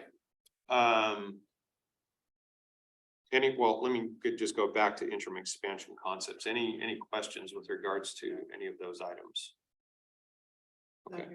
No, as far as I understand, some of them will go to will be repairs, and some of them will be able to be associated with impact fees, and so Correct. being addressed each separately to see where it fits. So, okay. Right, and as the general manager said, we're gonna come across some items that the mold remediation, the electrical, those types of things that are gonna. Yeah, we have roof leaks, we gotta, can't wait, we gotta just. Right. Okay. Next item, I can move on to that if you'd like, the apparatus. Yes, Yes, absolutely. so there's consensus among, just want to confirm, amongst the committee that conceptually this interim expansion concept of the modular home makes sense. Yes, All these things with it, I'm sorry. and all of this with it. Yeah. Okay. So moving on to apparatus status, the current issues, and I'm just gonna give a very brief, because I know the committee's heard it before. Currently, our apparatus, 7195 is up on blocks at South Coast. It's been up there since Friday. We spent over $100,000 or close to $100,000 this last year. I don't know what this fee is gonna cost. Hopefully, some of this repair will be covered with the ability to present it to FEMA because it was storm related, some of the damage that we are currently seeing. But some of it is just age of the apparatus also. The dependability, as I've told the board, it's becoming an issue. And dependability, you know, on a 20-year-old car, we're talking about, as we talked about in the last meeting, we don't throw away a 20-year-old car because, you know, it's not running, we get it repaired. Well, lives don't depend on a 20-year-old car. An engine getting to an incident does. So it's again, we've seen transmission issues, we've fixed that. Valve issues, we've fixed that. Air leak issues, we fixed that. We're still seeing an occasional, that's becoming a bit of a whack-a-mole issue there. During these storms, we're seeing compartment leaks, because this engine was taken from or purchased from Paso Robles. They made their modifications on it. We've got our modifications on it. So there's holes that have been drilled and used throughout this engine. Adding the ladder rack, which wasn't part of it in Paso, has created the ability for holes to seep up into these compartments. And we had an issue just recently where we got enough water in one of the compartments that it not shorted out, but caused one of our jaws of life to fail. So that's been looked at, it's been repaired. But it's something that we spent some money getting the compartment sealed, but these are stopgap measures. They're Band-Aids that are taking place on this engine. We are starting to see some electrical issues with it, even though we've done the front end replacement and dealt with the headlight issues that were taking place there. We're starting to see some other electrical issues cropping up here and there. It's getting to the point where it's not going to be a first out capable engine soon. It'll be over 25 years old if we do go and purchase a new engine by the time that new engine arrives. So with regards to a new engine, again, as you saw on the previous slides, costs are rising. A year ago was 833,000. Today we're talking 1.1 million with a 24-month build time. So we're talking 2 years. And in that 2 years, that dependability on the current engine is just going to continue to diminish. So as Director Giardini said, I don't think we can kick this can down the road any longer. We're going to start having a diminishing return on this engine. That's currently where it's at, and they've got the frame or the front axle off of the engine and making all the appropriate repairs. And I believe we're going to get it back at 3:30 roughly 3:30 this afternoon. So you mentioned some of the damage to the engine is related to all of the floods and the rain. And you thought that perhaps we could recover from FEMA. Is that already So- included in your calculation? So it was not, it was not, what, it was partially included. Let me, so here, the circumstance is, we already presented to FEMA you recall that like in early January, about a week before the worst of the storms, the engine got stuck in the mud on an out of district call. We had a tow out expense. We presented that to FEMA. There was no balking on it. It looks like my understanding is that when the tow out occurred, the suspension was jarred and damaged, and that's what's being repaired. Not absolutely certain that that's when it occurred, but So are you going to? so we were gonna, Include it? provided we can get documentation that supports the claim, we're gonna include it in our, we could continue to amend our FEMA claim. This FEMA process is gonna be long and painful. Well, there But still may be we're gonna- other costs. It could be, and based on the forecast right now, Yeah. we could have problems Rain. in Yeah. the next couple of days. Yeah. Now, on this one, I don't know what the cost is yet. I'm not assuming it's gonna be over a couple $1,000s. So that's what we For would, the suspension. for this, correct. So that's something that, the general manager would have to look at and go, well, we can give this much to FEMA for cost recovery and. But on the passenger side, they did find a completely routed out shim within one of the leaf springs, which was not associated with this. And so that's being replaced also. So it's the damage from the tow out is one element. The other side is age and just wearing out. So. Okay, So question. I think, yeah, go ahead, sorry. Oh, no, so, no, go ahead. I was just gonna note, I think the purpose of this agenda item was just to brief you that we continue to see periods of time when some of the apparatus is out of service. And concurrently, so this has been out of service now, this is day 5. Yeah, day Correct. 5. And we had issues with our other engine over the weekend where it didn't go out of service, but it was questionable. We don't have another piece of equipment, so, There's no backup. yeah, So so that- the backup was iffy. Yeah, so that's kind of where I was gonna go next was 7160, which is our newest type 3, which is not designed for structural firefighting. Was our primary response engine since Friday. And on Saturday, Captain Goldblum called me and indicated that we were having an alternator issue. And Truck's not that old. no, but the batteries are probably roughly 5 years old, so we're gonna look into that. As soon as we get this engine back today, we're gonna pull those batteries out, get new batteries in, have it tested, have it looked at. As soon as this unit is back in response, ready condition. So I know we've had this discussion before. Your preference would be 2 type 1s. Type 1s. And not, and get rid of the type 3. No, keep the type 3. Oh, keep the type 3. So get a new one, use this As the reserve. Correct. Can- Yes. Can I say something? Yeah. Well, yeah. Yeah, no, My concern is with our ISO rating, our insurance rating. When we had, and this could have changed, I've been out of it for 10 years, I don't know for a fact. But a community our size is normally thought of in their rating system to have 2 type 1 engines. Now, one could be a reserve, like Tom said, but typically a reserve engine by NFPA is 15 years old. And then you get 5 years of reserve from 15 to 20, you know, and this engine's been rode hard. You know, Paso, it was their first out engine. I mean, they use that thing. And these guys are using it, you know, they're putting a lot of miles on it, a lot of calls. The type 3 doesn't count for ISO. So right now, we don't have any Does not. type 1 engines. No. So, you know, if that was, you know, if that at our next audit with ISO, they'll look at that and our insurance rating could go up. Now, our water system here is great. We've always got really high marks for the water system.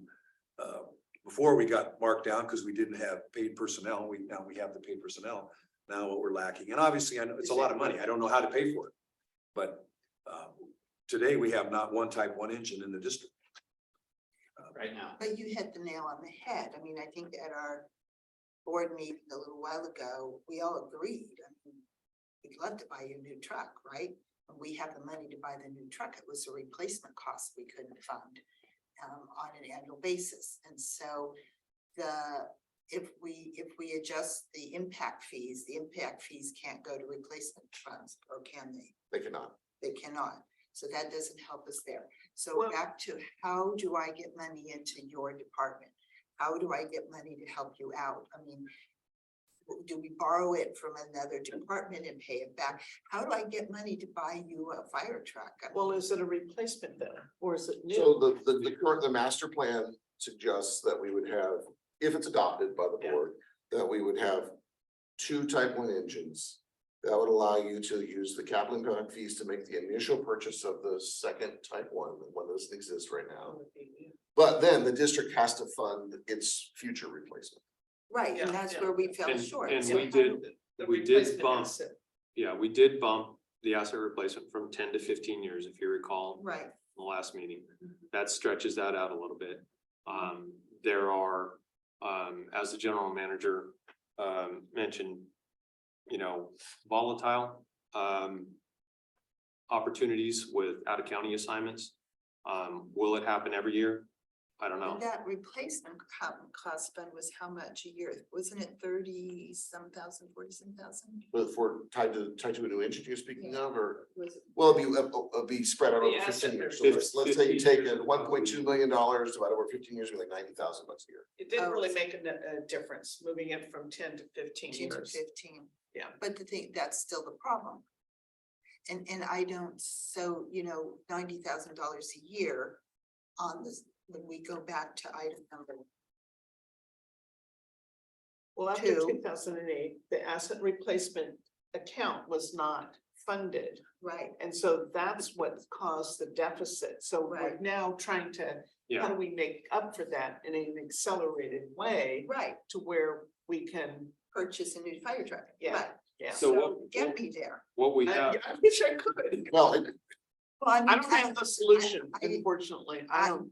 the recommendation of a new engine isn't on today's agenda. And we can, we can talk about it further down the road, but the committee isn't being asked to move forward with it. But you're right, the challenges do exist, and we can, the same challenges that existed last year still exist. We still have a piece of equipment that's got known maintenance issues, reliability, questions of reliability, and I think what you heard from the chief just now was we're right in the midst of an example of that. Yeah. Where this was out, it was, thought that might be a real quick repair in and back in a day, and it turns out to be like almost a week. Yeah, so I don't think there's any disagreement. It's needed. It's, How do we get we there? need, I think the big hurdle is how do we cover the asset replacement costs that are associated with a new engine? So I think everyone on the board was in agreement that a new type 1 engine is definitely needed. It's how do you cover the asset replacement costs? So that's the big issue. Well, and So- so that brings me back to, because when I look at it, so then we're not supposedly discussing the purchase of a new fire truck today. But when do we as a board schedule that for a hearing to discuss that, or schedule that for a workshop to discuss that, for brainstorming ideas? Because I got none, and I'm an out-of-the-box thinker, and I need help on this because we're underservicing our community, our ISO rating might go up. We've got trucks that are unrepairable. I'm with you guys, help me get there. I am not the financial expert, but we don't seem to have this heart-to-heart talk about how to get there, which ends up kicking the can down the road. well, I think And so some of that's the, my question. yeah, and I think some of the things that we would have to bring to the board is, and I'll just give a couple of examples real quick. $28,000 this last year that went into asset replacement from the out-of-county assignment. $47,000 that went into asset replacement from the sale of the breathing support unit. Mhm. 35,000 the previous year, that went into asset replacement from the sale of 7155, the rescue. Mhm. Those have all gone into asset replacement. That pushes that out a little bit further. 7195 in the next 2 years, I think 2 years will come off of asset replacement. So that reduces that requirement. Yeah, but then we're gonna have to buy them. Well, No, but he's raising a good point. Yeah, but then- 2 years to get It's the dynamic. pipeline. It's dynamic, right? There's the asset replacement is a, you know, this year's total, this current year's total asset replacement contribution was before the out of county stuff was 110,000. So that's made up of a lot of different assets. Some will, once their appreciation schedule stuff will age out. So it's not like it's necessarily a full $90,000 impact, but it's most of that. I mean, some of these will come off and other things will be added on. And we just, we bought another piece of equipment, in October.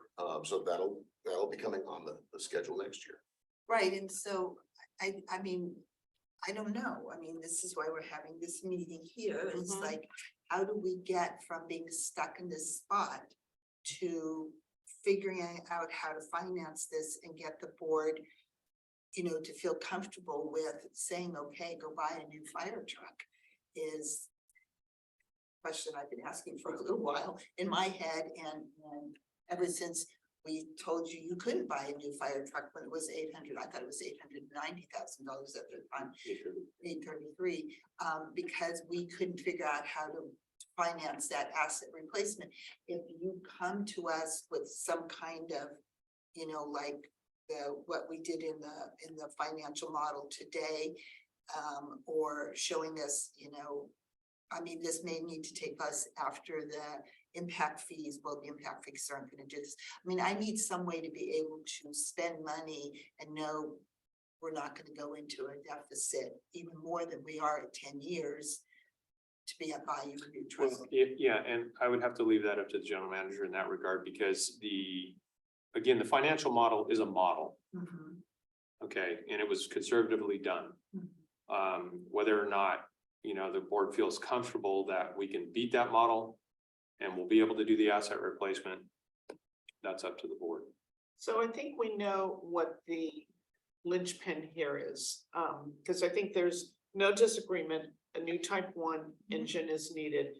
I think the issue is the asset replacement cost. So I think that's up to Fire Chief Peterson and the general manager to figure out how to overcome that hurdle and make a recommendation back to the board at a later date regarding the purchase.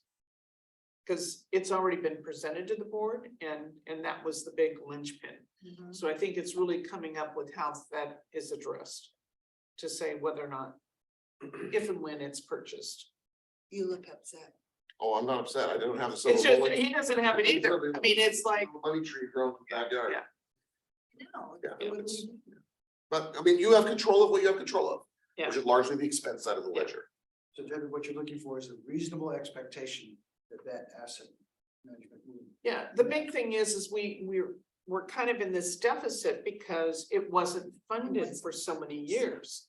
So, it's gonna take time, and I think everyone has acknowledged that. But, And the that's, money isn't there, so I think we have to figure out as we get money, we have to fund that and accelerate that funding. To overcome what has been, Yeah, You know. we've made policy changes to improve its long-term outlook, but it's still, we're starting in our infancy here in terms of that fund was pretty depleted. Can So- CFD funds go to us? Yeah, absolutely they can. Yeah, if those CFD funds begin to accelerate, absolutely that'd be a revenue source that could go towards, you have a lot of discretion with how you spend the CFD. We wait 2 years to start this process of purchasing a new truck for you. It's not gonna be 1.2, it's gonna be 1.5 or something. well, and not only that, but the build times are increasing. So, it's my intent to come to the board this July. But, to the general manager and ask for that. The build time at that point, we're talking 2025 before we get this thing. Before we'd have to pay for it or any asset replacement would be 2026. So, yeah, it's out there a ways, and as you mentioned, kicking this can Doesn't can't be work, kicked anymore. right? No, I agree with you. I just, you saw our board last time, we couldn't get over the asset replacement. And so we need some kind of way to get around that, something to help us out to be able to buy you guys a truck. I I, mean, you know, I think it would be worthwhile to at least provide an update regarding 7195 at the board meeting. Just so that others understand what the condition of that engine is. I mean, we know we've been putting a lot of money into it. It's really not the money that's a concern, it's the downtime. Well, it's the downtime, it's the unreliability. Well, and as retired Chief Hewitt mentioned, not having that, so just a really quick history reminder that 7185, when it left, that was considered a type 2 engine. It had a 1,000 gallon per minute pump. It was considered a structure engine. It could pump a structure fire. When 7160 was purchased, prior to me getting here, it was purchased with a 500 GPM pump. That's not acceptable. That's no longer a structure engine capable type engine. And why was the type 2? we didn't know because it was presented to the board, and now, remember, when you came on board, we were shocked that it didn't meet those requirements. You know, you're talking, I mean, I hate to be as Like Billy, I stereotypical, think that- but it's like you trust the chief at that time to be presenting the correct facts for us, and I don't know one type of fire engine that's this kind of structure fire from that kind. And so we okayed the purchase of that engine thinking it was solving the problem. And it apparently. Well, it solves one, creates another. Yeah. Right, so, Much newer, does other things much better. right, So, Yeah, we just, I think we were all shocked to know that we were gonna have to turn around and buy another one right away. You know what I'm saying? I mean, I had thought we had solved that problem in my head, not realizing the differences. Well, and coming in, I mean, you know, again, I don't want to go back to the previous chief that made the decision or gave the information, but I wasn't aware of the pump capacity. I was assuming that it was replacing 7185 and that it would be of similar like kind, type 2, 3. And you know, typically in those situations, we're okay to use that as a backup, not in this situation. okay. Well, I don't think we have a solution on this, but I think it would be beneficial for the entire board to have an update on 7195 at the next board meeting. Can do. All right, move on to station training grounds, staff section. So, again, as we mentioned, I don't want to beat a dead horse here. The station condition, not designed for 24/7 staffing, dangerous electrical, no room for future expansion. I mean, that's just kind of it in a nutshell. Training grounds, just stop there. Really, I want to point out, we've been dealing with other issues. The HVAC system went out, the heater went out, beginning 2 weeks ago now, almost, right? 2 weeks? Yeah, last week. Last week, 2 weeks. Anyway, I think it's been 2 weeks. We have a piecemealing solution, you know, we got a repair that lasted one night or half a night, or I'm not sure you guys know. it was one day, they replaced the fuse, came back out. I actually went and bought a couple of space heaters for several nights, but the problem is the electrical couldn't handle the space heaters. It kept popping the breakers. So the guys slept through several nights of very cold Oh, awfully. cold. nights. And it was one of those situations where I got another HVAC contractor out here. Is it still working? Yes. Okay, he came out and was able to Nice, now, that's do, good. yeah, we're back to back. Good, Yeah. it's all about consistency. We're keeping our fingers crossed and, you know. So we have Yeah. that unit probably needs to be replaced, and we're getting quotes and Which that'll was- end up being a budget amendment, because, you know. But replace them, they'll still have the life expectancy for when the longer term vision for the station. Yeah, hopefully, yeah, Yeah, Because you're not adding that much more square footage that you would say, oh, well, we need a larger unit. well, this unit just serves the upstairs area, so. correct. It's only upstairs. Yeah, It's the living area. It's, right now. it's not a very big area, so, but nonetheless, we're dealing with those challenges and it's, and while the space heaters have been a less than ideal solution, we got no solution right now. Once it gets hot, which is Yeah. probably like a month away. Yeah. For air conditioning. So you have to replace it. Yes. Yes. Yeah. So that'll likely be an item that comes before the board as a budget amendment. Yeah, and potentially some of the, what I'd really like to do is get an evaluation of what it would cost. Because essentially what's happening is the offices down here, that's the thermostat for the offices. So we're heating this entire boardroom So it's on the same heat- system? It's on the same system. to heat those offices. And do you remember what the gas bill? $1,500 was just the fire department's gas bill, last month, Wow. natural gas. Now, does that include the bay? Yeah, but we're not running that heater out there. Okay, well, I was just So- thinking of that door. Well, that's part of the problem. We set that down to 50 degrees.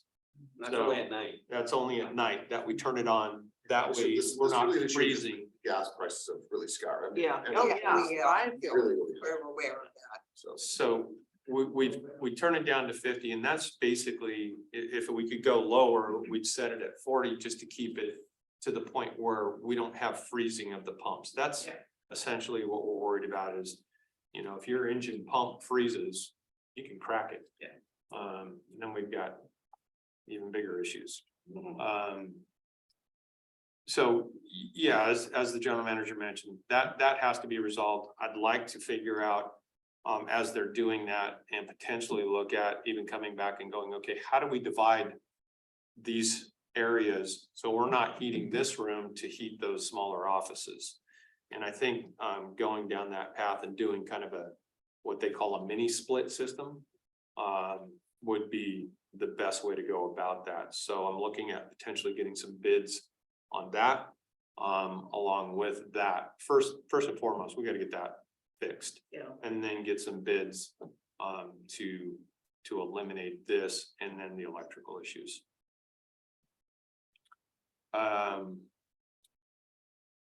Were you good? Jeff, on everything? Okay. Training gown conditions, they're good for now. Again, future classroom, would be fantastic down there. We could have classes down there, raise funds from those classes. Because we're centrally located and we get departments that send their people from north and south to our area to take training classes. We recently just had the fire investigation class where the entire class met out there and we did live burns and those types of things because it was the only facility where they could do something like that. So that's very beneficial. Thanks, Rob. Thanks, thank you, bye. Very beneficial. We've got donated materials down there that we're gonna be working on to get the additional props. I've got a couple of different sea containers down there that we're looking at positioning to do what are called live fire rooms, those types of things. And the only reason I added and that the training ground expense was more expensive was adding some replacement costs in there of those current containers. Have you guys been down there, those black containers? Yeah. Okay, so replacing those in the future, because they're not gonna last forever. And adding replacement costs of those and doing the same type of thing. So that's gonna be expensive to do. And then adding the asphalt drive around through there. And those things, yeah, those can be put off. What we've got down there right now is Red Rock Base. We need to do a little cleanup after this rainy season to clean some of that up and recompact. But overall. It's not the greatest with regards to this Red Rock base. I'd love to do asphalt, but at this point, I would rather not spend $65,000 to do asphalt down there. There's other needs here that need to take place first. I have a question on the classroom. Two things. And just explain to me why we have the women's center. How come you can't hold the classes in there? Or if when you get the modular, you're gonna have the upstairs vacant, can't we make it livable for a classroom area? I mean, do So- we need a classroom down there? Well, so classrooms basically take place next to training grounds. So you're doing some classroom and then you go out and Field do some training. practical field training. But it's only 5 minutes away. Yes, So as Maybe a, explain as to a training captain, instructor, it's nice. Yes. These are doable, but in our world, you'll do your classroom stuff and instead of, all right, everybody get in your car, let's drive 2 miles down the street. Get your- And you can just all go outside and get after it. And we're talking about, classroom sizes of 30 people. Yeah. well, no, I'm just thinking, and because you said it brought in money when you held classes down there. It can. Yeah, that It hasn't yet. Pam is fundraising. Pam's always on the budget, like, would be that difficult to hold it at the women's center and get extra money in and drive down there just temporarily? No, and I mean. Like in the meantime, like right now, if Yeah, we had because just, raising money, yes. did the PowerPoint thing get fixed down there yet? Well, I think there's no restrooms down there right now.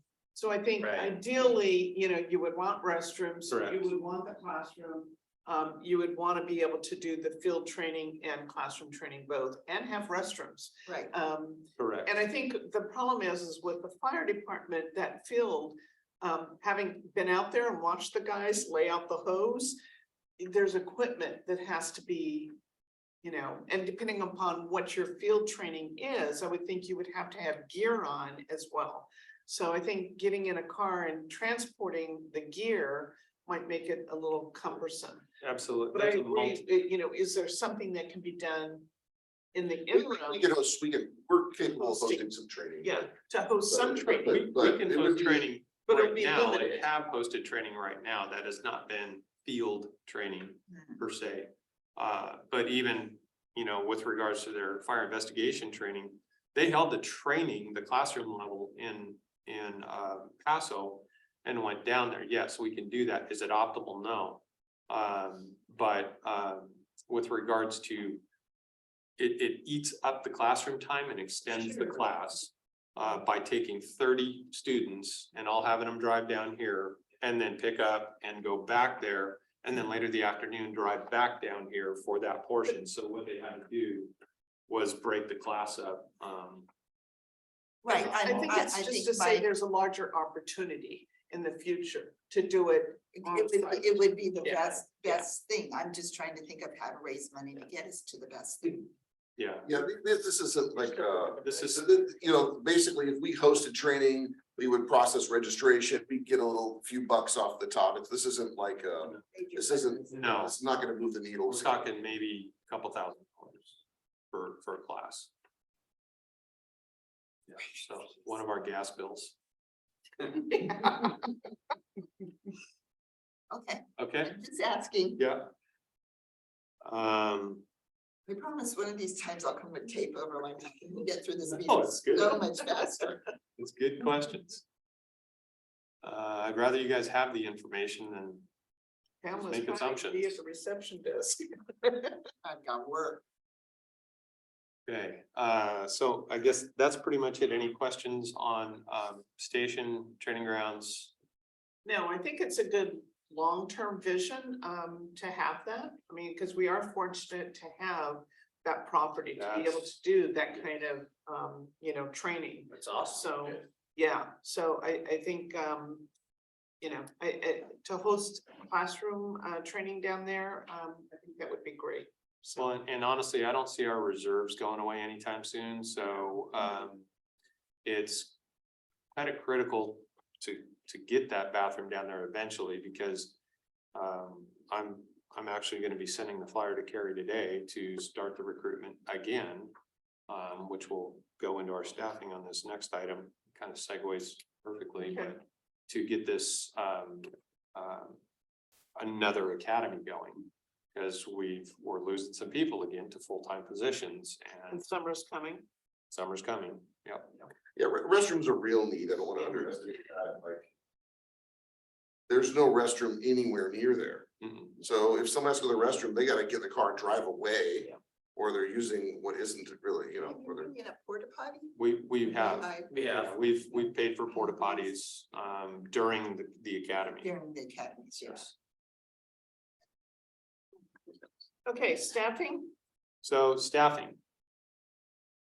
There we go.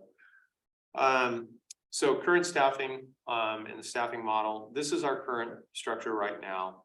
And the people that we've got plugged in. So essentially, we've got the three captains, the three engineers. And then we've split up our, there's a pointer on this, right? There we go. And then we've split up our two firefighters right here. So this is part-time. But what it does is it encourages firefighters, when they have a consistent schedule, to fill the spots. What we were having a problem with is when we had all of these people down here and all of this, and we left it on a voluntary basis to just, hey, sign up for a shift. We were getting, 5, 6, 7 shifts a month that were not being filled because there was no, well, I didn't know that somebody, didn't want to work Saturday or Sunday or, that type of thing. Now that they've got an actual schedule, we don't have holes in our schedule anymore. And keep in mind, these shifts of just the last 2 weeks of all, these are only 24-hour shifts now. Correct. For the part-time firefighters, previous to that, we had 12 day hours. shifts and 24-hour shifts. Yep. And the day shifts were the shifts that weren't always being filled typically. Right. Well, we gave priority obviously to the 24-hour shift because the captains couldn't be here by themselves at night. But a lot of times they were working with very new firefighters that got pushed into that 24-hour role, where we would try to do our apparatus operators. But as it seems to be kind of the social norm now, we're just not seeing a lot of applicants across the board on a variety of things. I'm hoping we get a good turnout from this next flying, the reserve firefighter position, and we'll see what we get, but we will lose here shortly. Should I get into that right now? With the captain? are we Yes. losing? Yes. So we've got a captain that's leaving. Okay. Is that fine? Yes. He's moving on. And what we're gonna wind up doing is, bump an internal person up into an acting captain position. And then we're gonna take one of the, engineer candidates and move them up into an engineer role. This was one that didn't get the position, but Yeah. is still with us. And so, they will both do interim roles for a while and potentially, if it works out, maybe just stick. And we'll see how that goes. And then what we need to do now is we're gonna lose, 2 of these firefighter positions, one with the person bumping into the full-time engineer position. And another one that's actually gonna be going to potentially a full-time job next month. Possibly the month after. And that's gonna leave us 2 of those positions open. I only have a limited amount of people down here that can cover those 2 positions. And I've offered and asked all of these people, would they be interested in one of the, Open permanent positions. part-time, permanent schedule, part-time positions. And none of them are interested. That's why we have to fly this as soon as possible and get some interested candidates on board. Why is that? Pay scale or? They've got other obligations. Yeah, They have full-time work. full-time jobs. Two of them are in paramedic programs. One of them is a full-time ambulance. So they One of just them's fill in full-time. here for extra money. Exactly. Yeah, and experience when they can. Yeah. So essentially, that's kind of our staffing status right now. Captain Klein is starting his new job on the 27th. He indicated to me that he would give me his last day here. I haven't received that yet. In writing. The 27th of March, Yes. Yeah. So, so you don't have much time. So has recruitment efforts, no, that's why we're. well, you're gonna moving move. into- So you're. We have a you're gonna temporary backfill. solution to, Yeah. with the interim assignment, then we'll recruit. And that'll also give those folks the interim assignment an opportunity to determine if they are interested in a permanent assignment and be more competitive if that time, when the time comes. But it still seems like you need to recruit for the firefighters. Okay. We are. That's what we're. Okay. Yes, we are. Okay. Okay. But you're not seeing much in the way of candidates. Yes. no? Not really. I think the problem is we've seen candidates, we've hired the last, couple times a year for like the last 3 years, we've hired like 5 or 6 people, but only 1 or 2 stick around longer than a couple months. Yeah, So, high turnover. yeah, so some of them just aren't here long enough to really stick. Well, and not only that, but several of them have come in and it's not what they thought it was gonna be, and they just don't really stick around. You know, or we have had a couple instances where we've had to tell people this probably isn't for you. So, Then you have the good ones that we really like, they get picked And up they right leave. away, they get picked up right away. Good, I mean, good and bad. any Yeah, it's other, good. It's any just- other questions on this? No, I'm glad I don't have your job. I've heard that lately. What he's looking at us for? I manage you too. well, hopefully, Yes, hopefully you'll get those, you know, some good candidates. Yeah. Yeah, that's the tough part about management. Okay, so future items for the committee to discuss.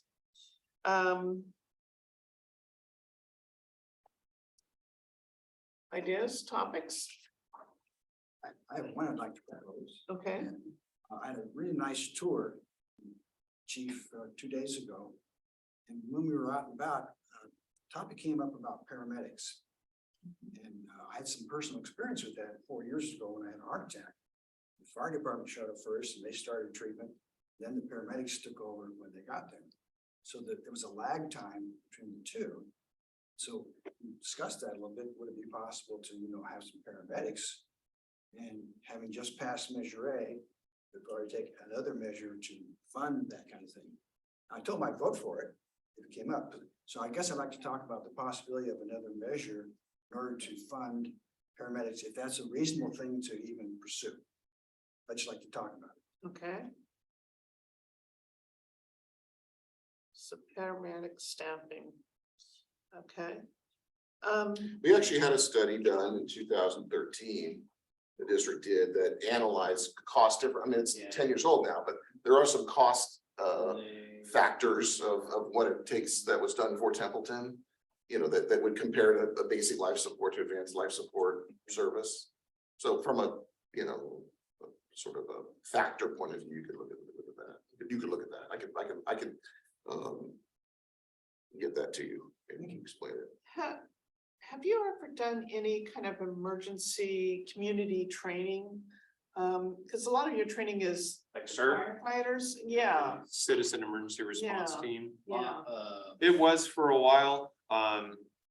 Essentially, most of these teams have all consolidated. I think the only non-county CERT team is Cambria.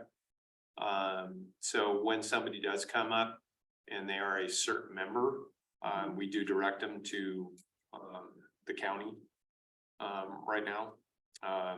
There is a lot of, and having come from the CERT team in Atascadero, there is a lot of administrative work that takes place with that. And it does pull away from staff time, Yeah, so. I just asked because my sister's a nurse and she had to give her husband CPR. And she's worried no one in the family knows CPR except for her. And she's like, what if I need it? Well, now we can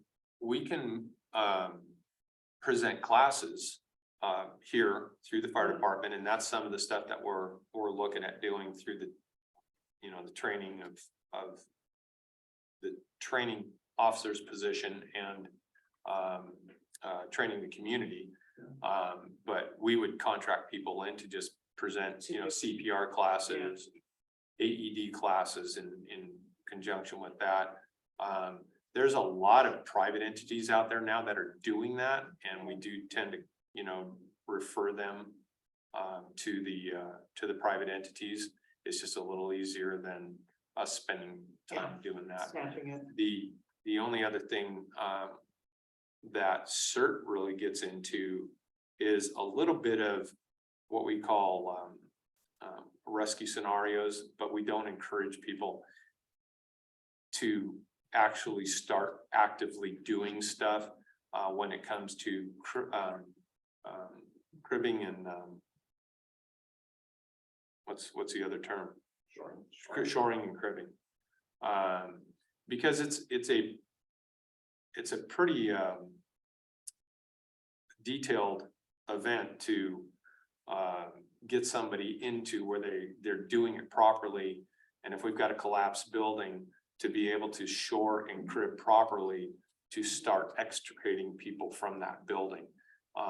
What these CERT teams have found in the past is when they go in too far, they get themselves into trouble and then they get another collapse, and we've just added to the situation. So what we're recommending that they do is stay outside, evaluate it. If they've got somebody near the, you know, perimeters of it, then we show them enough to take action to get those people extricated. But anything more interior, leave that to the professionals. I didn't know if there was any, you know, community demand, or anyone that in the community that has come to you asking for any kind of training. I haven't seen much interest in that type of training. Well, people don't really think about it, I think, until an incident occurs. Well, and these, you know, the flood handout kits and those types of things, and we do put out social media, you know, items that basically tell people, look, don't cross the road blockage signs, don't go through low water crossings if you see any water in there at all. I mean, those informational postings that we put out there, we do that on a regular basis. We did it again last night on our website, on Facebook, on Twitter, on all the Templeton Fire accounts that we have that people follow. But ultimately, I mean, people are gonna do what they're gonna do. And, you know, go around these signs and, Stuck in concrete. yeah. In terms of, I think, Sorry. Question for you, if there were another measure, is it possible to have built into that asset replacement funding to increase that? Yeah, and actually, there's nothing about Measure A that prohibits the use of those proceeds to going to asset replacement funding. It's actually a permitted use. But it's not enough, right? it's not enough Because the model didn't factor in an increase in cost. And so just keep in mind, back in 2019, it just a matter of perspective, the concern was we weren't gonna get something passed. So the ask was, what's the least amount we can live on and still keep the doors open? well, and we just went from time to, you know, now we need 24/7.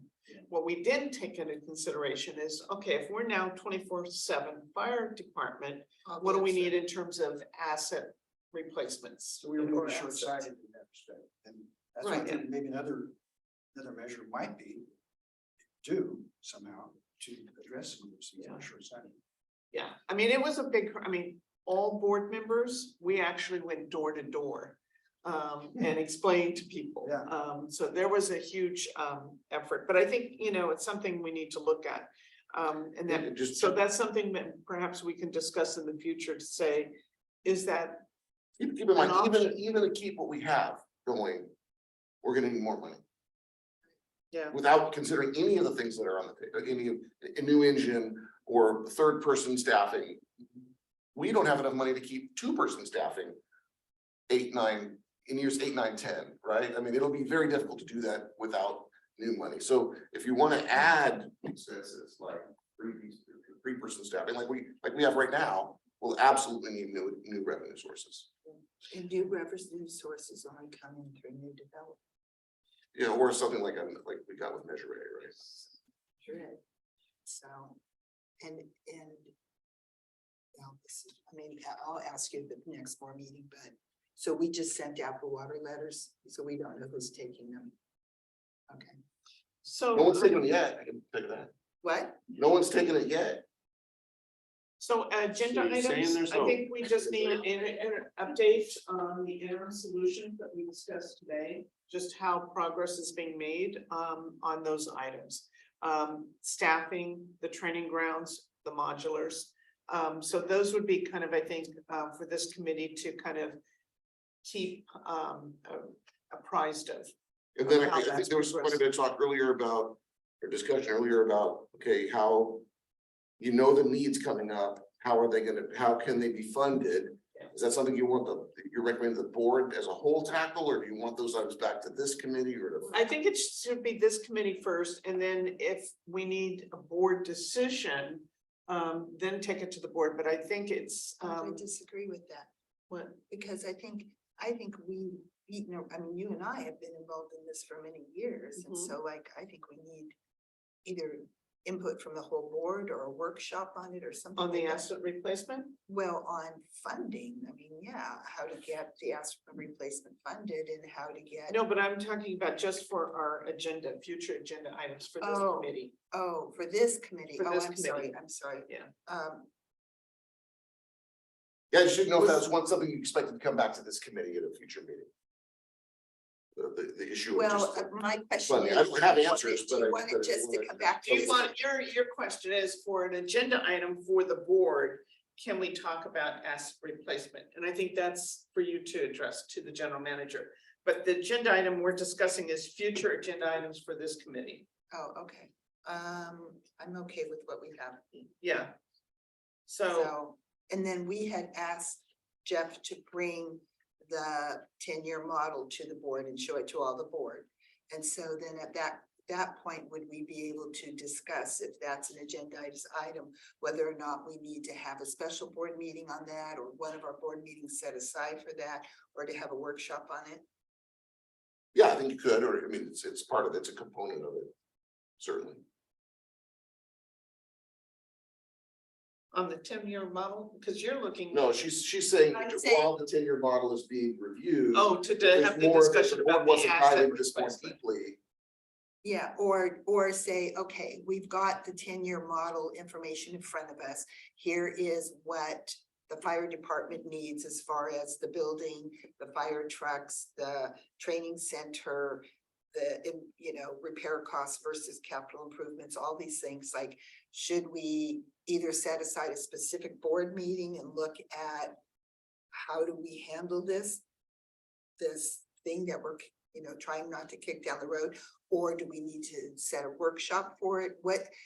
So how do we have that discussion? I How think do is we what you're have, saying. yes. So thank when you. we present the 10-year and the master plan. Right, So make a I guess that's a full question for agenda. you. Is that a separate discussion or can it be? Well, I think at the to board the meeting? extent that that asset replacement is a component of the 10-year model, it'll be Okay. reviewed in the 10-year model, and if you want to dive into it more deeply, you could request it at the time, we can come up with a So future we agenda would be item restricted. to cover. yeah, I just don't want to And be. you couldn't restricted. order a truck based on that Right. agenda item, Yeah. but you Right. could talk about Some of the, how's the Constraints. financial Yeah. picture looking. okay.